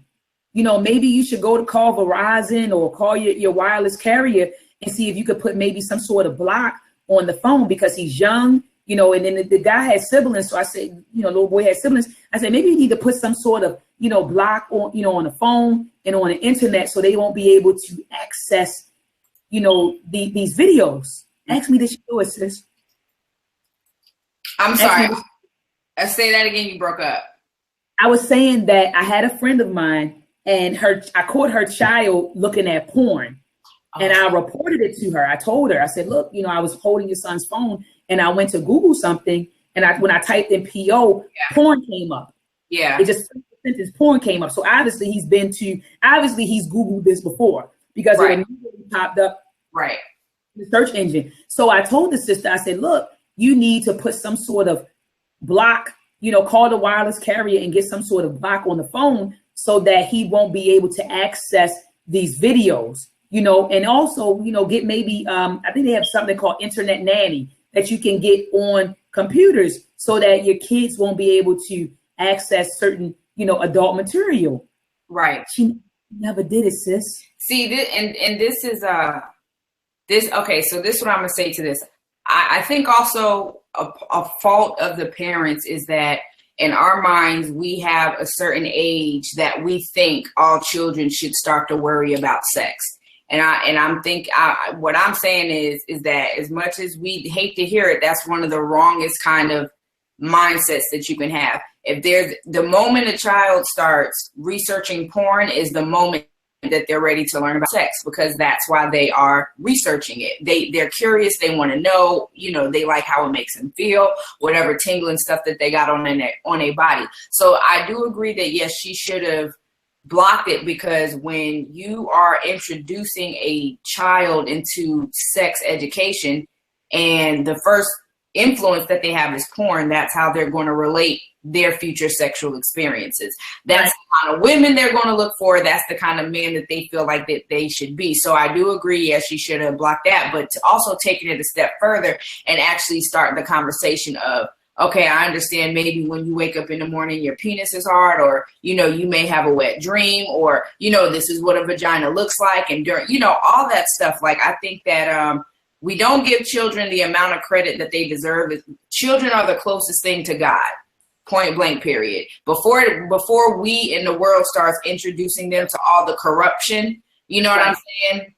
They're the closest thing to God. So when they do stuff like, I think we start to think it's from a bad space, but it's from a pure space, just straight up curiosity. So yeah, block them, but also just stop being so dang unrealistic. Like they don't want to know about this stuff, and talk to them and be honest and stop lying. I agree with that, but sis, I agree with that, but we need to control that. Your 11-year-old, your 12-year-old should not be having access to porn. I know, and that's why I said I agree. She should block it, but here's what happened. Now follow me though, because just like for instance, say if it was you who was like, okay, I'm trying to see the porn. Or even when we was little and the late night channels would come on and we would try to look. Showtime. Showtime. Bam. Showtime. At midnight. At Showtime at midnight. So here's the point though. I agree, block it off. But when you block it off and don't talk to me about it, I'm going to go somewhere else to look it up.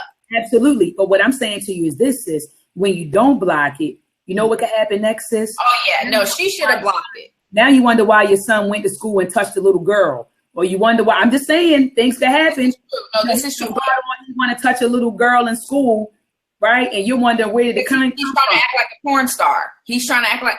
I agree, 1,000%. She should have blocked it. Absolutely. And see too, what happens is sometimes moms, they become a little bit more lenient with boys, as if, oh, he can watch porn, it's okay. And I'm like, you don't know how many women you about to assist him in dragging through the dirt because now he has such an unhealthy outlook on sex. You know, and this is, I wanted to show this too, sis. Now, when I saw this video, like even looking at this woman, I'm about to share my screen. Looking at this woman, I'm like, dang, okay, like even down to her voice, you could tell like she could be a really strong matriarch. But it's this old lady who like she be rapping. Can you see my screen? Yes. No, brother, with a shortage. If you small. Hold up. And then when and I'm just like, okay, these is what these young girls is like. They looking up to you, and this is the stuff you rapping about. Like, just hold on, let me. Oh, wait. Okay, listen. No. First, you gotta stop messing with the men first. With the men first. Okay, listen. No. I want grade A beach so I can sport it. Don't want no brother with a shortage. If you're small, then I'm bitching. Telling you're short a few inches. See, I ain't got no time for a tic-tac. See, a girlie like me needs a Big Mac. You know I gotta be good to my Kit Kat. So these small time brothers ain't with that. Don't bring it to me if it's little. Cause I gotta have something in the middle. Make me squirm, baby, make me wiggle. I want to scream, boy, not giggle. Something that feel when it's in me. Don't want no stuff that's skinny. Make my stomach real full, like a muscle done pulled, like a bitch been eating that window. Don't get these things to the top, boy. Let me see if you can hit that spot, boy. Can you make it go crackle and pop, boy? So tell me, are you packing or not, boy? Because if you ain't, they'll see you, and the next man wouldn't want to be you. Because when you hit this clip, you better come legit make a bitch say, mama, me. Make me scream like hell when we back up. But to do that, you got to pack up. Make me moan and groan and swing that bone like a car. Have my leg all jacked up. Okay, so hold up. Let me stop sharing this real quick.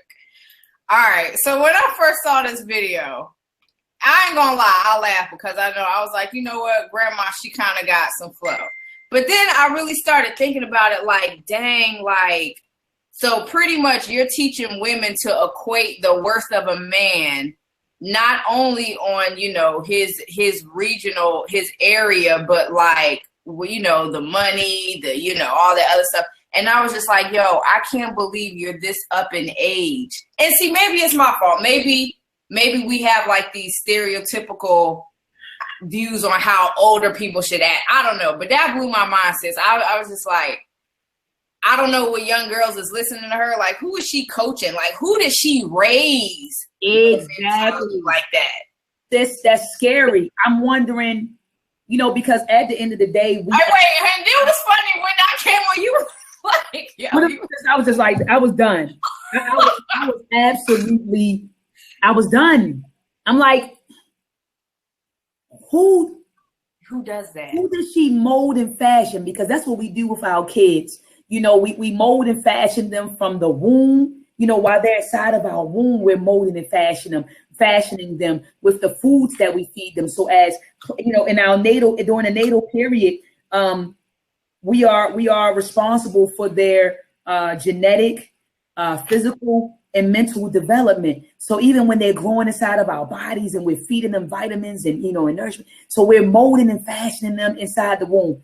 Then we give birth to the babies. They come outside of the womb, and we're still molding and fashioning our babies with the things that we say to them, with the things that we show them, with the places that we take them, with the schools that we enroll them in, you know, with the people that we subject them to. You know, all of that plays a part in molding and fashioning and shaping our babies. So in my mind, while I'm watching this video, clearly this is an older woman, right? Clearly this is an elder, right? Somebody's grandma. Yeah. That's what I say in Baltimore. Right. I say it's granny. It's old grandma. That's old little grandma. So girl, I'm wondering, what type of children did she produce?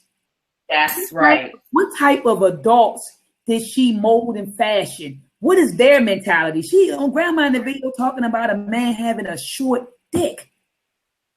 Talking about something, make my leg like it's jacked up. I was like, and this is the second video I saw her, and I'm like, she, I don't know if she used to be a madam or something, but girl, I mean, like, and she went like young girl, like teenage girls, the older girls. This is the second time I seen her circulate with one of her rap songs talking about the same kind of thing, and I'm just like, you know, it's one thing to see like a Nicki Minaj or somebody young, you know, rapping like that. But, you know, you got this, and excuse my expression, but old ass woman. I don't want to call her old, but you know what I'm saying. And I'm just like, you know, come on, man. Like, and I bet you single. And if not, then your man ain't got no backbone. Can't be. So sis, let me summarize this before we close up. Let me go ahead and I want to share my screen with the family. Let me see. Share. We hide this. All right. So today we talked about, you know, as Black mothers, stop putting your children in danger. All right. So that was the title of the show. And I presented 4 cases clearly showing Black women putting their children in danger. The first case that I was presented involved a brother by the name of Perry Johnson. I don't even want to call him a brother, because when you murder one of our babies, you're no brother to me. But there's, you know, a dude by the name of Perry Johnson. He is legally blind. Look at his eyes, sis. Look at this. Look at him, sis. Look at him. Now, I'm like, who the hell laid down and had a baby with him? Look at him. That's not right now. Come on. But I feel you. No, sis, no, I'm sorry. Look at him. Look at the tattoos on the neck. Look at the tattoos on his face. I'm not just poking fun. I'm not poking fun at this brother's disability. And yeah. What I'm saying is, I know. Look at him. Yeah. Look at him. He is clearly a broken male. Okay. Yeah. What I'm noticing, and I was having a conversation with one of my cousins this morning. I said, you got broken people, and see, that's why healing is so important. You got a broken man coming together with a broken woman, procreating, and then you're producing broken individuals. He's a broken guy. Clearly, any man that feels like he needs to tattoo his face, he's broken. Something is going on with him. Yeah. It's not. I don't care what anybody say. I don't care. Lil Wayne, I don't care what example you give me. A person who thinks that they need to tattoo and mark up their face with crosses and gang signs, something is going wrong. Something is going on with that person psychologically. Yeah, so anyway, I would agree. This was the first case that I presented. Okay, this man, and this happened right here in Baltimore City. Guy by the name of Perry Johnson. He was abusing his 5-month-old son. All right. He was abusing him, sis. He was beating this little boy with his cane because he's legally blind in one eye and can hardly, he's legally blind in one eye. He was in the house beating his 5-month-old son. Okay. Now, the grandmother, now he has a few babies with the girl. Her name is, let me go down here. Her name is Angelique Petty. Angelique Petty. So they have a few children together. The grandmother of the children has custody of like 2 or 3 of them because Child Protective Services, were called or whatever, and she got custody of the babies. But they Child Protective Services did leave this 5-month-old son with Perry Johnson and Angelique Perry. I think that's her name, Angelique. Yeah, Angelique Petty. I'm sorry, Angelique Petty. So he was in there abusing this little boy, Sister Riziki, which resulted in the death of a 5-month-old son. Now, when they first arrested Perry Johnson, they did not arrest Angelique Petty, but they further investigated the situation, which did lead to the arrest of Angelique Petty because they found out that she knowingly endangered the infant. She knowingly, so they said she knew that he was in there abusing this baby. Black woman, we had to get better with protecting our children. The next incident that I presented earlier, Sister Riziki, when you weren't on the line, it was an incident that happened, I believe it was in Chicago. It involved a guy, the guy by the name of John, I think it's his name, John Singleton. Let me make sure. Yes, John Singleton, 31-year-old guy who stabbed his 12-year-old. Did someone get on? Okay, sorry. Is someone on here with us, Sister Riziki, or is that the laptop? No, someone's on. Peace, sis. This is Alfadale. I can't read the last name. Oh, she's Empress. on. Peace. King. Say that again, sis. Last name is King. King. Oh, okay. It has an E right here. I don't know. Okay, well, I know it. Welcome, sis. I saw her in the chat room. And sis, I'm so happy that you clicked on a link to join the discussion. But we're just talking about, the title is Dear Black Mothers, Stop putting, your children in danger. Now, of course, Sister King, I'm not talking about all Black mothers. I'm talking about the element of Black mothers who do not participate. I mean, who protect their children. And I was, I presented about 4 cases. I could have presented 20 of them, but I presented 4 cases. And in the first case, you had, I just exited out of it. What was the first case, Sister Riziki, that I was just talking to you about? The first case was, what was it, Sister Riziki? Oh, it happened in Baltimore where the 5-month-old boy was beat to death by his dad. And the mom knew that this abuse was going on. The second case that I presented involved a 12-year-old girl who was stabbed and beat by her stepfather. Now, what's interesting in this case, Sister King, is that the mother allowed this man to come into the home after he already served 3 years for strangling her. So here's a man who served 3 years in prison for strangling you, and you bring him in the household with your daughter. And then when they had an argument over the phone about him leaving, because there's a clause in her lease that states that no convicted felons can stay on the property or stay in the apartment, he gets upset. He stabs the girl. He stabs her to death, beats her to death, stabs and beat her. And then they have a recording of the girl yelling, "Daddy, don't, Daddy, don't, Daddy, stop." Now, who do I blame in these incidents? Both of these incidents, I blame the Black mother. So that was the second case. Then we have the third case, which happened in Dearborn Heights. I believe this is in Detroit. And this case involved a husband who murdered 4 children. He was upset with his wife. He thought his wife was cheating on him. The 2 youngest, now they had 4 children. The 2 youngest children were by him. The 2 oldest children were by somebody else. Now, the 2 youngest children, he puts them in a car. He maneuvers the tailpipe and he kills them with carbon monoxide and then takes them out the car and put them in the bed. All right. Then he shot the 2 oldest children who were 17 and 19. He shot them execution style in front of the mom. So you might say, well, Dr. Ma'at, the mother didn't have any control over that situation. He snapped. The mother absolutely had control over that situation, Sister King, because this man had a prior history for killing his pregnant wife. All right. He went to prison for 15 years. All right. For killing his pregnant wife. Served his 15 years, came home 2 years later, marries this woman. So, I'm pretty sure, and they've been married for about 6 or 7 years. I'm pretty sure she knew that this man was convicted for killing his wife or his pregnant wife. But guess what? She still married him and had 2 babies by him and subjected all of her children to this psycho. So that was the third case. The last case that I presented was a case that involved a 2-year-old girl who died after being brutally raped by the mom's boyfriend. The mom knew this guy from childhood. They grew up. I guess they rekindled whatever. They met up later on. In the story, it said that they recently started dating again. And so she left this 2-year-old child in the house with this guy. And let me show a picture of this guy. Let's look at him.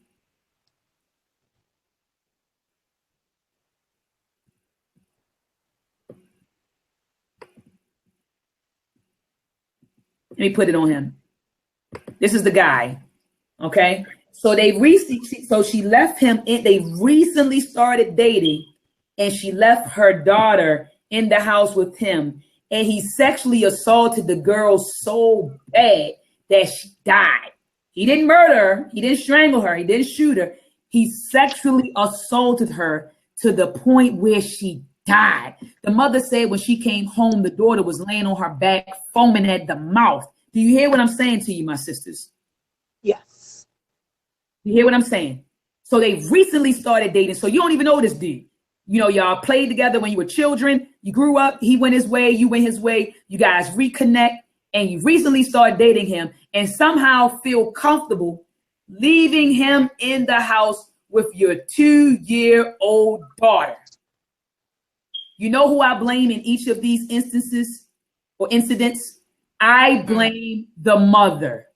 They should have known better. Sister Yeah.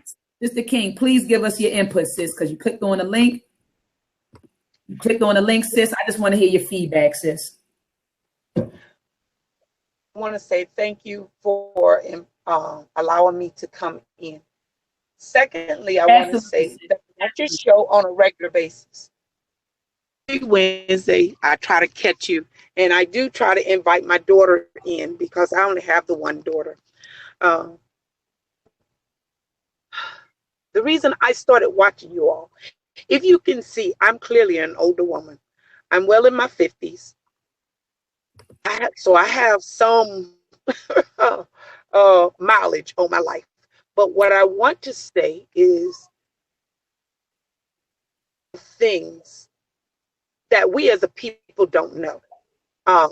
We don't realize many people who are not as astute as you sisters are on here. Each and every one of you. The other two sisters are not here. And then I found out about you all from Dr. Avia Coleman. Very young sister. I look up to you all. Now you might say, well, geez, you're older than we, and you're looking up to us. Yes. You know why? Because you all have taken the time to educate yourself in the ways of our people, of the melanated people and Black people culturally. Other side of that is this. For years, I was raised as a person growing up. I never knew nothing about being Black and proud. All I knew is let's try to survive. My mother and them came up that same way. We wasn't exposed to any of this. But the amount of abuse that goes on in those type of situations, because people don't know who they are. Mm-hmm. So when you're looking at these situations with these mothers and these children, these mothers and children don't know who they are as a people. Mm-hmm. So who they are as a people. So they don't have that cultural foundation. They don't have that what is needed. I didn't have it, but across the information. Maybe about 10 years ago, I come up out of Christianity because I did everything through Christianity. So that was my first step. And then I started becoming aware of all this other information about African spirituality and being proud because I'm Black and I wasn't my history didn't start with slavery and all of this. So thing where, oh my gosh, I got to catch up. I'm trying to catch up. Okay. Mm-hmm. So I'm almost gorging myself on a daily basis of learning more about us as a people, our history. You all come on and you honor the ancestors. And when y'all say their name, I'll be like, oh, I wonder how to spell that. And then all on the internet trying to find out this information. I order books. If y'all recommend a book, I'll be like, oh yeah, oh Amazon. Oh shoot, they ain't got it. Let me see if I can find it. You know, and y'all are putting out great information. Side of me wish that I could somehow get every Black woman to try to listen. I'm talking about we older. I'm 56. I'm just finding this information. Y'all in y'all 30s. I heard you say you 36 years old. I said, oh Lord, if I'd have known this 20 years ago, wheels. I'm hell on wheels now, but I'm gonna be worse hell on wheels if I knew all of this. So what I'm trying to say is these women, okay, know how to be mothers because they didn't have examples before them. You got to remember with that drug craze come in, first off, you know, they've done everything to destroy the Black family that they possibly can. This was strategically designed. So we don't have but scraps left out here. And so we who are mothers, and then Sister Ezekiel, you're so wonderful. You may not have children, but you got a mother's heart. That's right. Thank you. So that thing is already inside of you. So when you see little girls, you keep doing what you're doing. You hey baby, don't drop down like that. Don't worry about what their mama gonna say. No, And guess what? Yeah, you know, we came through that era of time where these mothers was out there in the streets. See, when I went home and in school, By the time I got home, I got beat by everybody. Grandma, auntie, all of them. Miss Mary down the street, everybody. What the heck is you doing in school doing that? And then get beat double time from mama because you didn't have my mama, Aunt Mary, all them beating you in the street, and you out there in the street shaming me, this, that, and the third. There is no honor. There is no foundation. There is none of that left because, remember, these mothers all was out there getting high, and these crack babies are now what's grown up. Yeah. Yeah. The crack babies now have grown up. Grown people now, 30s and 35, because my daughter is 35. My son is 38. Grown people now in their 30s and 40s where there wasn't a parent in the house or the parent was in the house but always high. It's about getting high. And see, these crack children grew up. That's right. And grandmothers raised these 30 and 40-year-old children, and now they're out here and they don't know how to survive, really. They have just grown up. That's right. So they are subjecting these children. So we have to go past and go back a few generations to start seeing, okay, what was back there? That right. Report that they came from a family that wasn't a family. They came out of situations where the daddies wasn't there and they mama had a boyfriend who was touching them. They're not talking about, Uncle Jojo who used to come by, but Uncle Jojo really wasn't related. And that's who was left watching the children. These girls is trying like that. Okay, my heart goes out to each and every one of the mothers in this case. The 5.5-month-old baby, that really disturbed me there. That female, because we as women are not females, animals are females, and so I have to go there. She allowed this man to beat her 5.5-month-old child. Do anything about it. She was wrong for that. But the case about Miss Green, the mother who had to watch her 2 eldest children be killed before her, I followed that case going up there to Dearborn Heights. I actually couldn't get a good signal because I drive tractor trailers, and right now I'm in for something. But I'm always all over the country. So, sis, let me ask you a question. Dearborn is in Detroit. Is that correct? It's out up there near Detroit, Michigan. Okay. All right. Okay. They've already sentenced the fellow. They've already sentenced the husband. He won't be even available for parole until he's 97 years old. Woman filed for divorce from him for 3 times, 2013, 14, and 15. Divorce was finally finalized in December past. So this happened last year with that case. An abusive situation, and he's your husband, and you're trying to run. Because when I was a young woman, I was married to my ex, and before my children were 2 years old, my daughter, the youngest one, was 2 years old. We had already split, but my parents, my mother and my grandmother taught me into going back to this man. You see, so he's good to you. You must be doing something. I don't know what's going on in the house. I'm not saying that I'm not doing nothing to this man, but doing. So when things started getting real harsh and everything, I said, Grandma, I can't honor you this no more. He's gonna kill me. That's right. He gonna kill these children if I don't get up out of here. And she's at that point putting it together.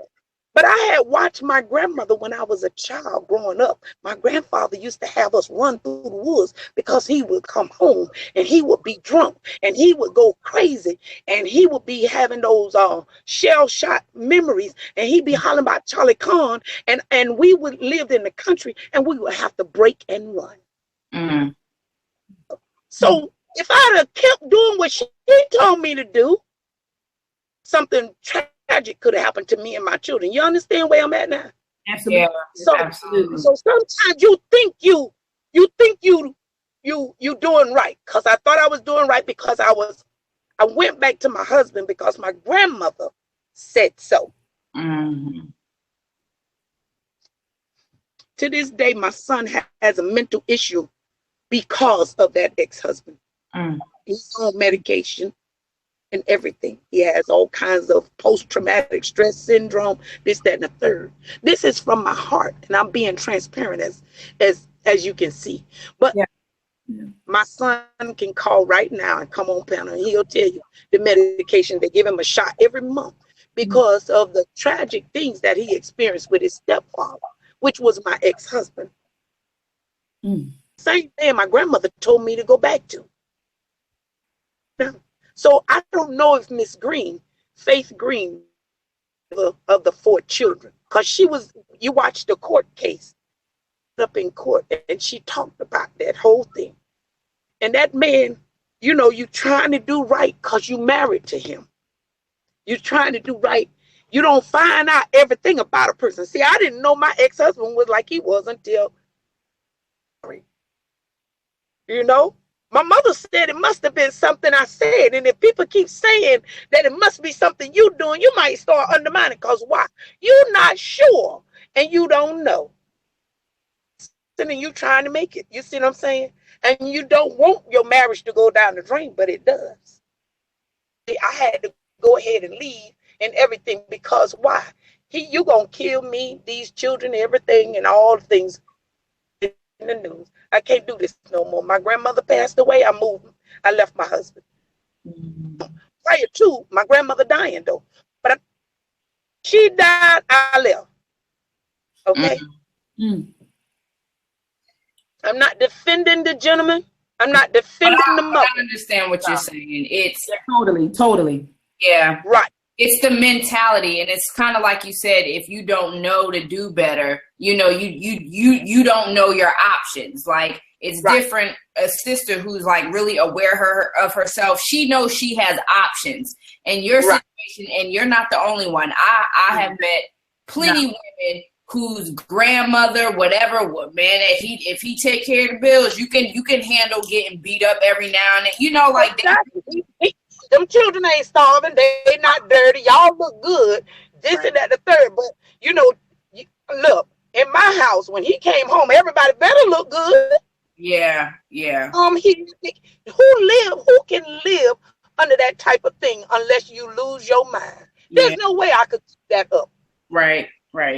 Just here, you didn't clean up today? Yeah, I cleaned. You didn't clean up over here, so you must have didn't clean up over there either. And I was like, this man ain't my father. Why is he acting like this? A little dust ain't gonna kill nobody. I get it the next time. But you get beat up for that kind of thing. So if it wasn't for me being determined and leave that, then yes, you would have had this same story to tell about me. Some of those situations is different. So there's the inner core part never gets to the news. And so, yes, we as women, we do have to be careful about the men that we subject our children to. Absolutely. As a result, he has a lot of issues because of that, and he's almost 40. Wow. He was young. Yes, it was my fault, but I've had to live with that. Right. Because I was the one who brought that man into his life. Yeah. No, he was. Oh, she's speaking to my soul right now. Sister. I know. I'm trying to think about other stuff so I don't cry. Like, Lord, she's speaking to my soul, and I just appreciate. Y'all keep doing what you're doing. Y'all keep talking to the women. Y'all keep talking. You meet them in the street and everything. They have little children with them. You try to connect with them and say, hey, we got this program over here where we are doing the rites of passage. There's grown women that need rites of passage. I used to try to.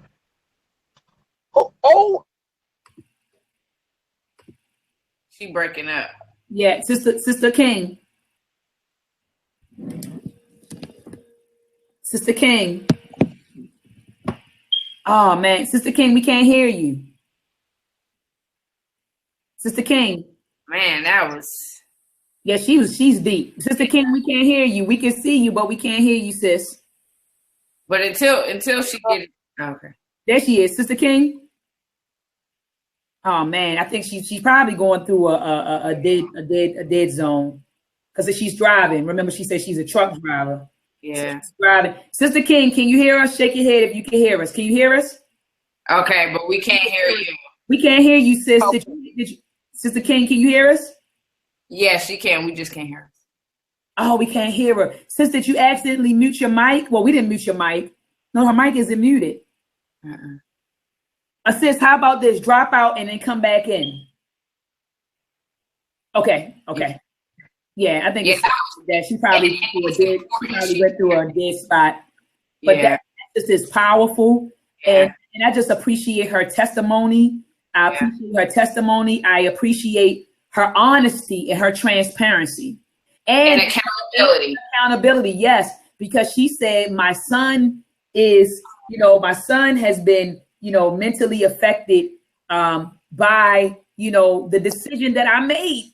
So I subjected my son to this guy. And to this day, she said, I have to live with the fact that he has to take a shot to deal with.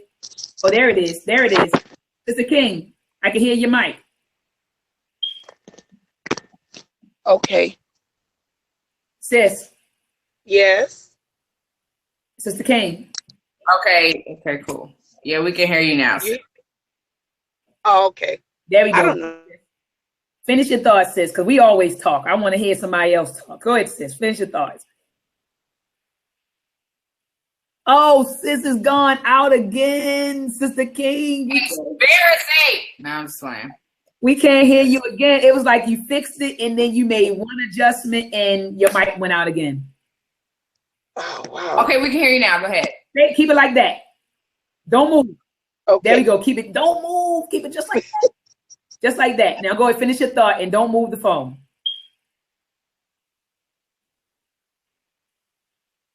Oh, man. I don't know. Goodness. Sister King? Oh, man. Now we can't hear her again. What happened? Oh, man. Because she was on fire, man. She needed to be in the cores of my soul.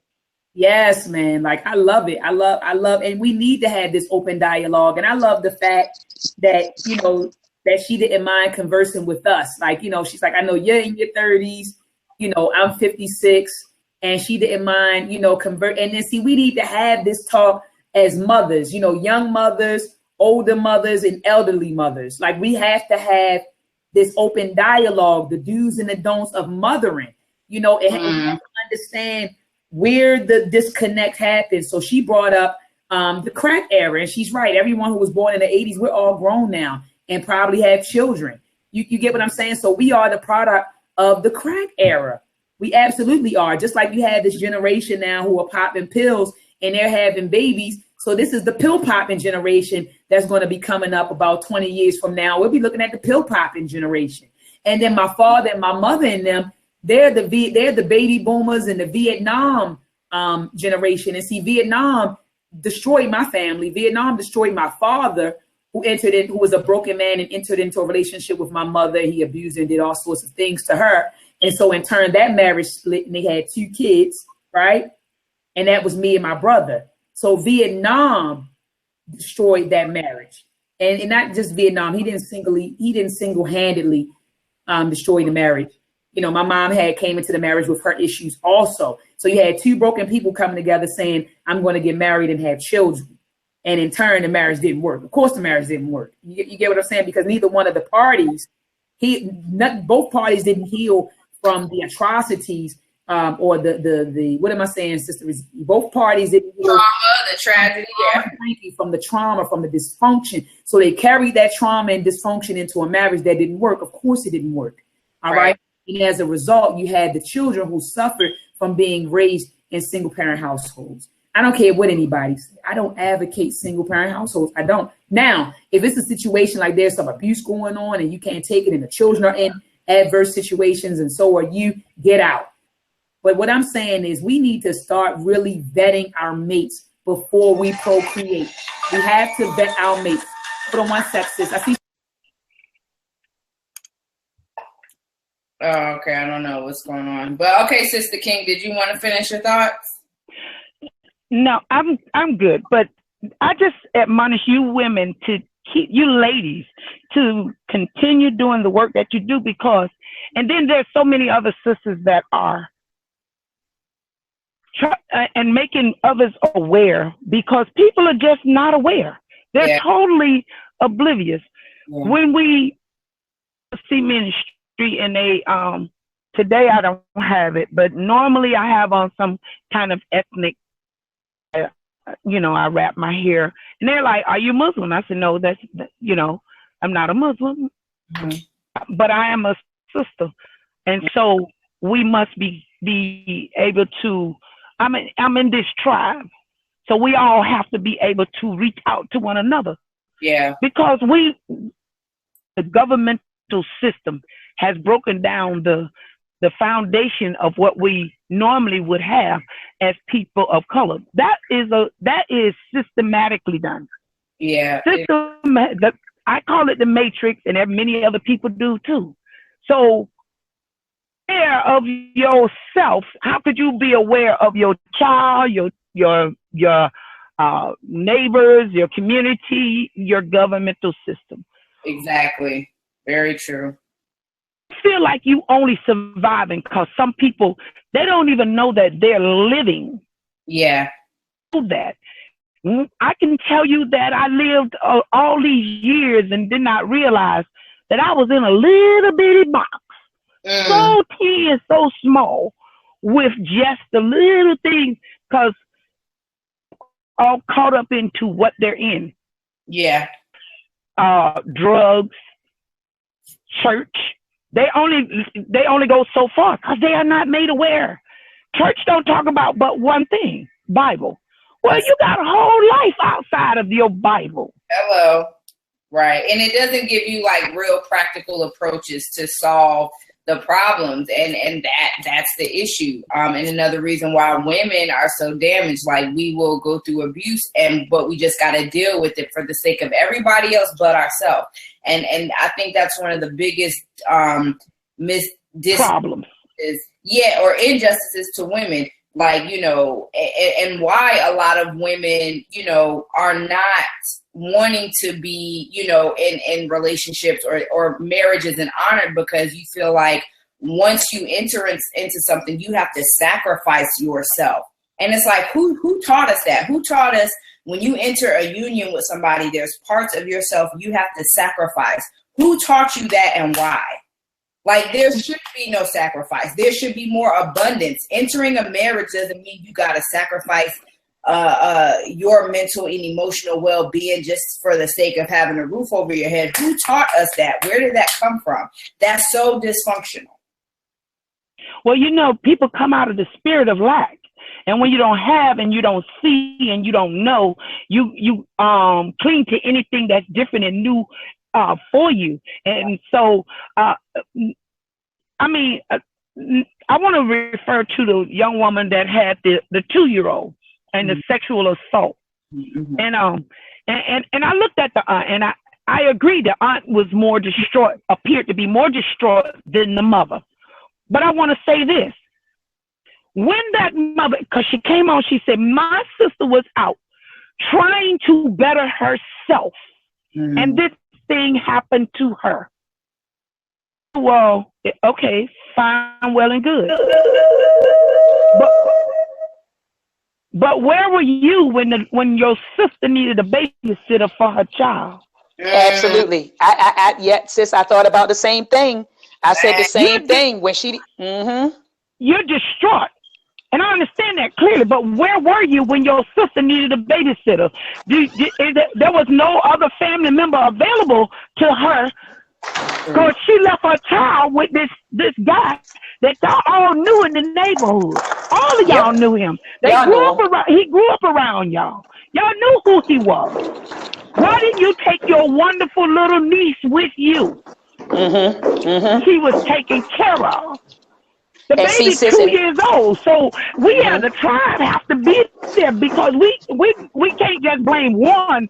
That baby had an auntie, she had mama, she's supposed to have had somebody that she could go to, but no mother, the auntie, not helping her sister while her sister going, okay. So maybe everybody was going to work. So you say stay home with the child and so that the child won't come to harm, but it's a catch-22 with that because I'm going to tell you this. She is out trying to better herself. You can see already that she did not know. She is not a student of life. That girl don't have a clue what's going on. She look like that. Like that, she don't even know how to feel about her own child. Right. Yeah. Right. No. That's what she looked like to me. I said, oh my gosh, she don't even know what's going on. She's like, well, I'm like, excuse me? So she don't have a clue of life itself.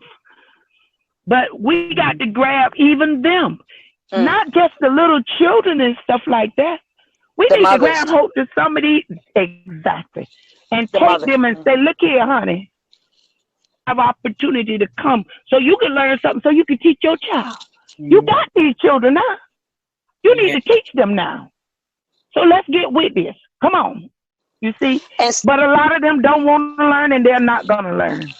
When I lived in Jersey, I used to have them all with me, trying to take people and teach people and show grown folk, and then, exhausted myself and ran myself crazy for other people. And see, sis, I wanted to add to something you said. You said that auntie, and I thought about that. I share your same sentiment. And I'm driving now, sisters. That's why I had to open up another icon, because my cousin, I had to go pick her up, and I was just like, man, this conversation is too juicy to end right now. So I said, let me download this Google Hangout on my phone so that we could continue having this conversation. But one thing, I agree wholeheartedly with you, and I noticed that also that the auntie was so distraught. But like you said, sis, where were you when this child needed a sitter? And Sister Riziki pointed this out. The individualistic mentality that we have as a people. Dr. Amos Wilson, in several of his lectures, described how we are inculcated with the ideology of individualism. Everybody is about self. So even though we have a family that we are a part of, or we have a community that we are a part of, we have a race or a nation, whatever you want to call it, ethnic group that we are a part of, we still have an individualistic mentality because our society teaches us, our society has taught us that we are individuals. And as Dr. Amos Wilson said, he said that is a social myth. He said there is no such thing as being as an individual. You want to know why? Right. Because we all belong to a social order. We belong to a family. We belong to a community. We belong to an ethnic group. So as long as you belong to a particular group of people, then that means that you're not by yourself. The only way to be a true individual is to live on the goddamn moon in the outer space. And that's how you can be a true individual. Other than that, we belong to a social order, meaning a family, meaning a community, meaning a government, a society. So therefore, there's no such thing as being an individual. And so society has taught us that we are individuals. Yeah. It's dysfunctional. Society will teach and teaches individualism, and we have to understand as African people that this is a foreign mentality. Can you hear me, sis? Yes. Yeah, we have to understand that this is a foreign mentality, and this is a mentality that is destroying our ethnic group. Yeah. Ethnic group. I had a talk with one of my close female friends the other day, and I said, how psychotic is it not to understand, or how ignorant is it not to understand that every decision you make with your life affects someone else, either indirectly or directly. I'm going to say that again. Every decision, Sister Riziki, that we make in our life Because people kill me with the, it's my life, I do what I want. It's my life. I hear that all the time. It's my life. It's my life. I can do what I want to do. It's my life. I'm not hurting anybody but me. All of us.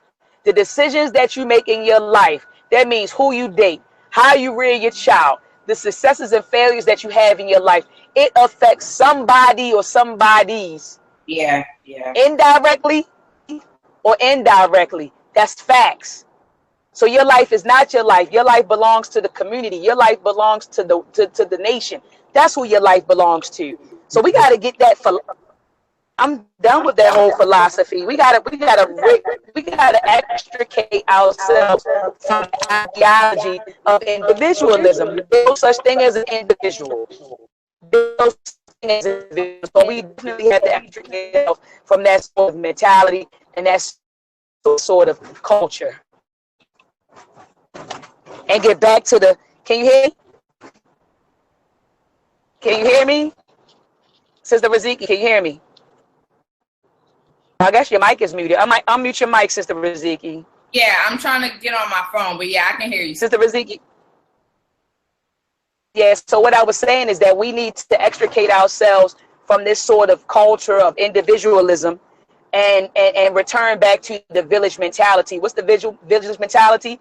Like the Sister King said, I don't know if she's still on here, but like Sister King said, when we're looking out for each other, you get what I'm saying? When we're mothering other mothers, fathering other fathers, looking out for other children. You get what I'm saying? Village mentality. Understanding that it does take a communal mentality. We had to return back to that, and that's what the Africans had. That was the African culture. That was the African way of life. They had a communal mentality. And until we get back to the mentality, communities will continue until we adopt a communal mentality. I feel like I'm on here by myself now, Sister Raziki. Where are you? No, I'm here. I can hear you. Can you hear me? Oh, yeah. So I'm on my phone now. Oh, yeah, no, so me too. But no, I totally agree. And, it's so much. I had this other clip, but I'm not going to show because I know we press for time. But, No. Please show the clip, sis. It's so Please show the clip. Okay. Because so this is me playing. Okay, let me go back to, because this is important. We got to talk about, too, we got to factor in mental illness. Okay. Now, this particular story.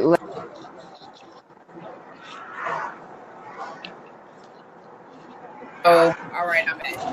So this particular story, it's a mother who actually killed her two oldest children because they were molesting their younger sibling.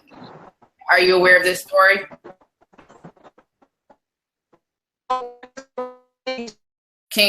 Go ahead, sis. What? I can't hear you. Okay. But in the meantime, I'm going to share my screen anyway. 1 second. Okay. So the reason why I wanted to share this is because I also feel like a part of motherhood, people should understand what to do when they're facing certain situations as a parent.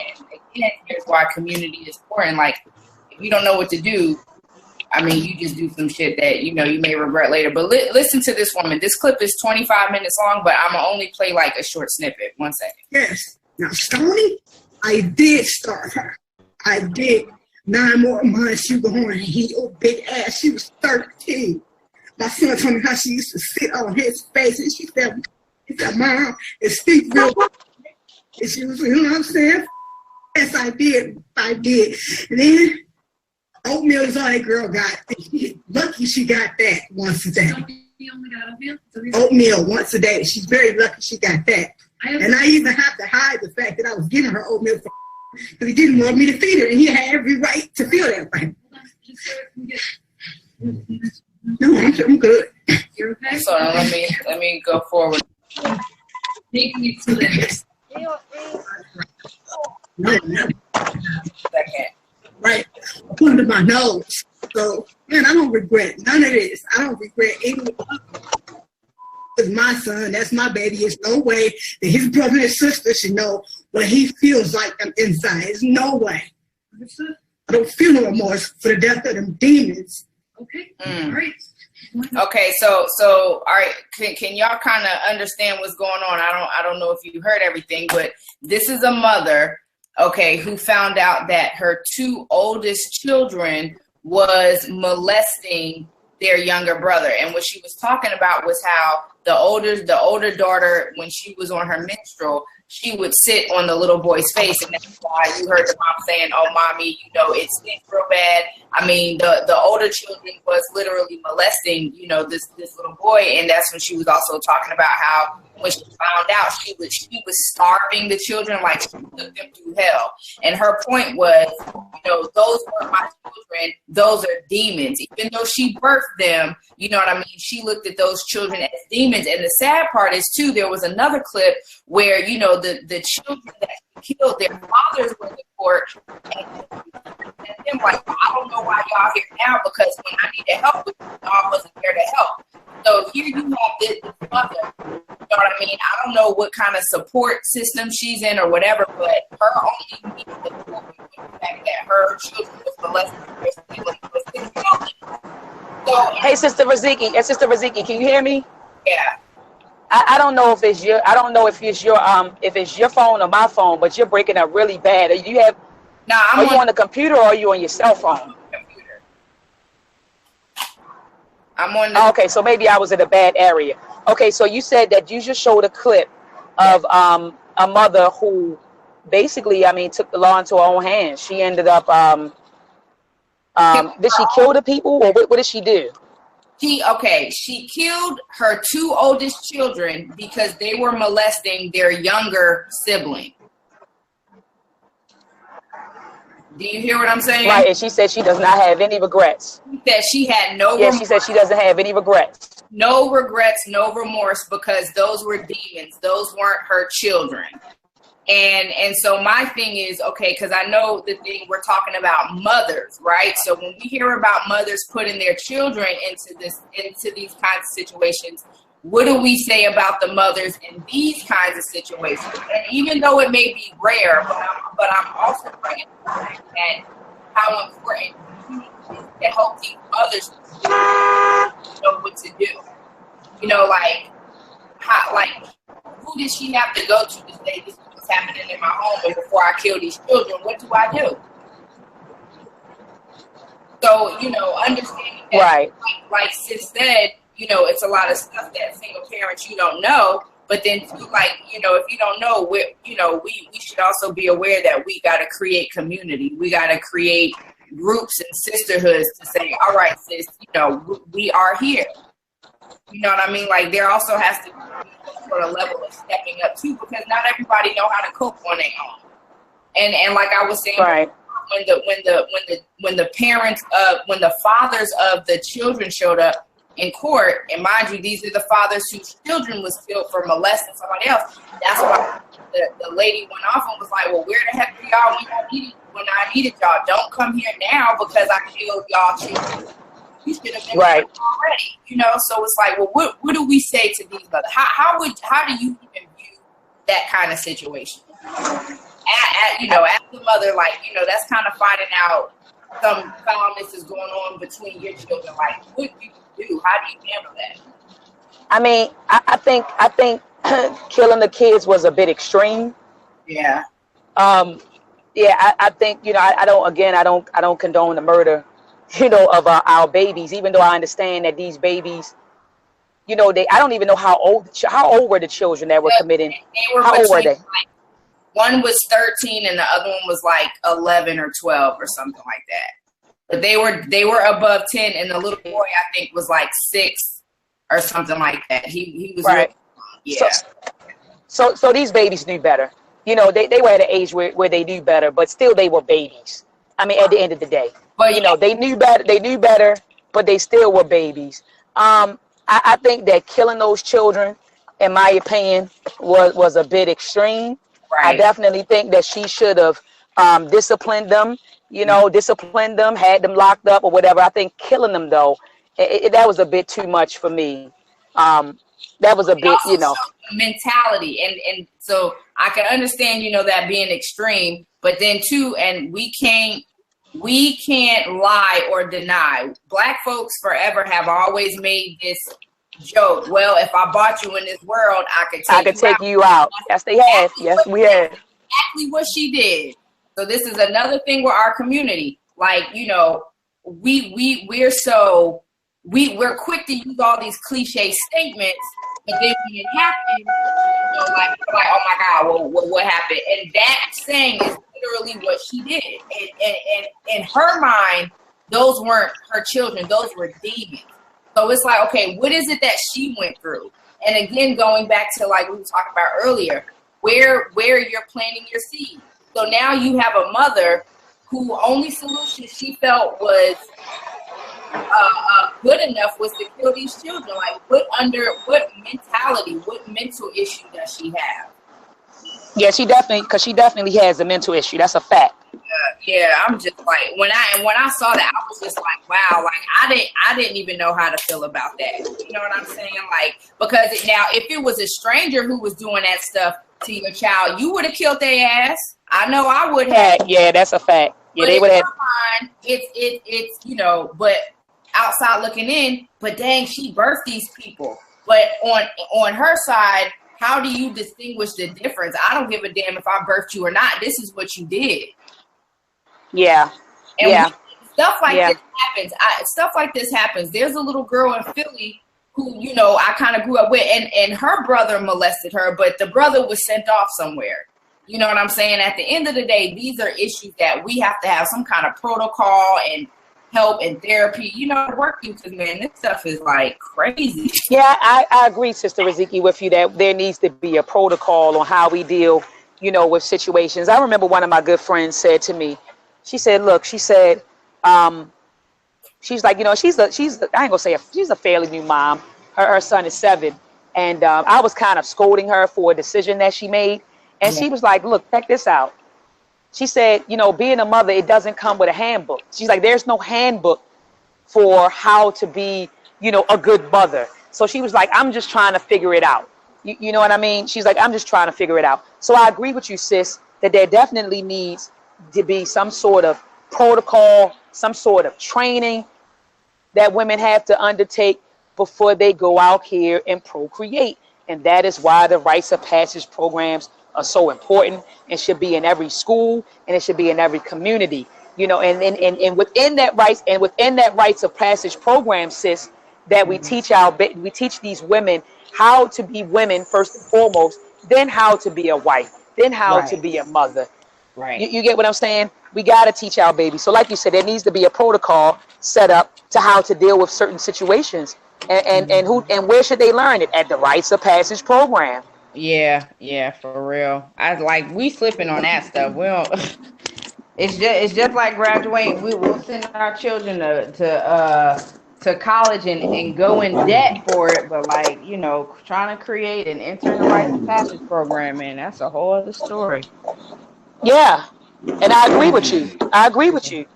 Like you said, and then what kills me, we send our babies, and then we can do a whole nother show on that we send our babies off to a college or university, and and there's no plan. Right. There's no plan. We just send them to school without a plan. They're just in school. Thousands of dollars are being spent, and there's no plan.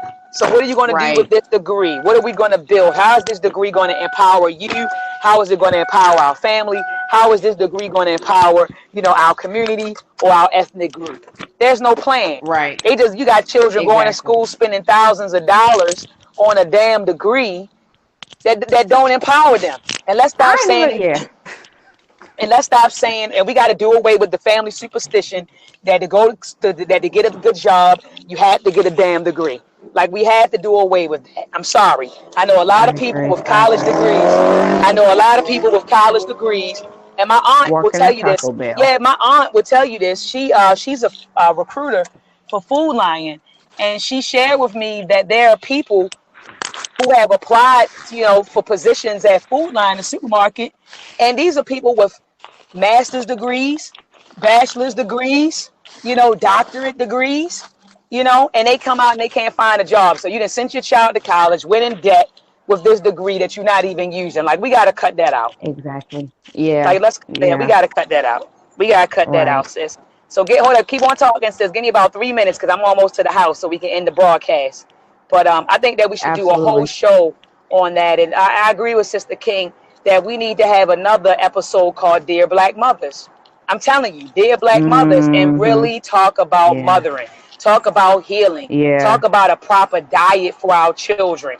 You got these parents, and I just had a conversation with one of my cousins a few days ago, you know, and I was talking about diet.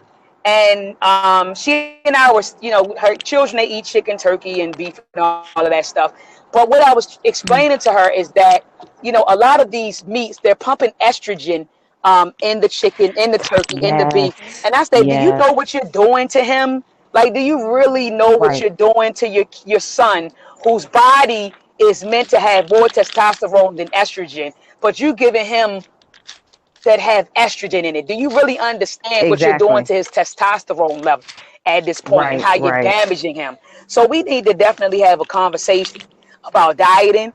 We need to have a conversation about healing. We need to have a conversation about proper education, proper socialization, the do's and the don'ts of dating, because you got sisters that are just dating anyone and bringing one of my other cousins. We were talking about that earlier, how women just bring, you know, different men home to their children. So we need to have a series, Sister Riziki, where we talk about it all and invite, you know, Black mothers on the show to share, you know, their experiences, you know, and lend us their expertise. What do you think about that, sis? I mean, I'm definitely, oh snap, can you see me still? What happened? Let me look.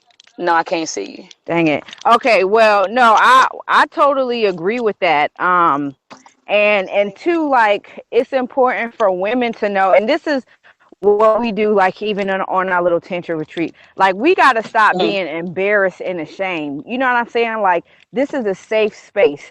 And the most help I get is by being transparent like a mug. You know what I'm saying? Because at the end of the day, a lot of us won't seek help because we don't want to face the possible guilt that we may feel by admitting, like, okay, we're inadequate, we need help. And, you know, you're not the per mom. And I'm gonna say this: me and my mom had this conversation the other day. And she was like, you know, and I don't put my family business stuff out there, but there's some risks. You know, it's a lot of generational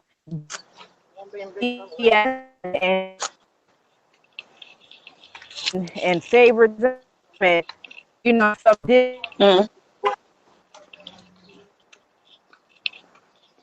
Sister Riziki. Sis. Oh man, I think Sister Riziki is out of there, or am I out of there? I believe that her call dropped because she's on her cell phone. Family, we're going to be ending this broadcast soon. As you can see, I'm walking up the steps in my building, so we will be ending this broadcast soon. Joining us, I think that this was definitely a very healthy and productive conversation, and we're going to do this more often. Dear Black mothers. So the topic for the first show was, you know, stop endangering our babies. Stop putting our babies in dangerous situations because you're lonely. And that's what's going on. You're lonely. If I could have did something different as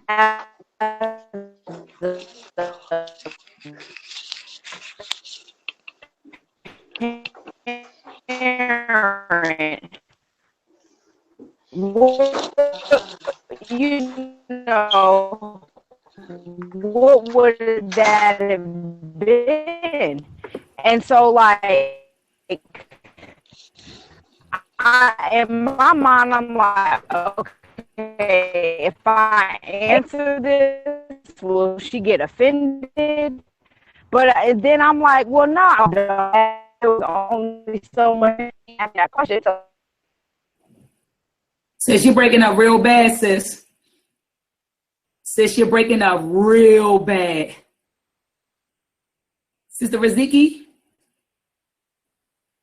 Yeah, you're breaking up real bad, sis. So we're going to bring this to a close, family. This is not going to be the first and last show.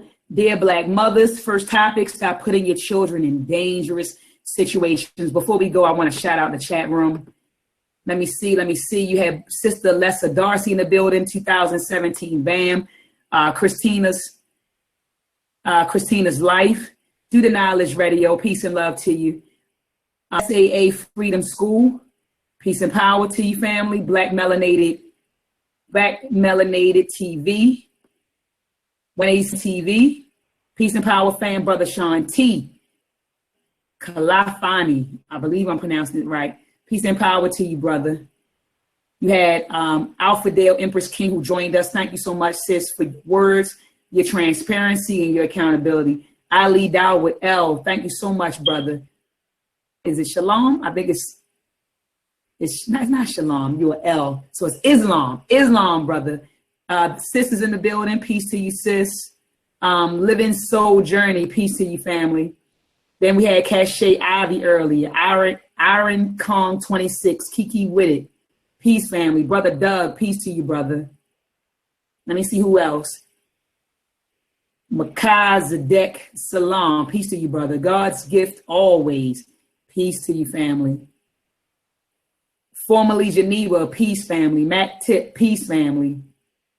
Tiv T. Peace, family. Yes Patai. Peace, family. Calvin McDougal. Peace, family. And let me see who else. I think that was it, family. So peace and power. Peace and power, family. Peace and power. Love you, and I'll shoot you a link the next time when I come up with a topic. All right? Peace and love.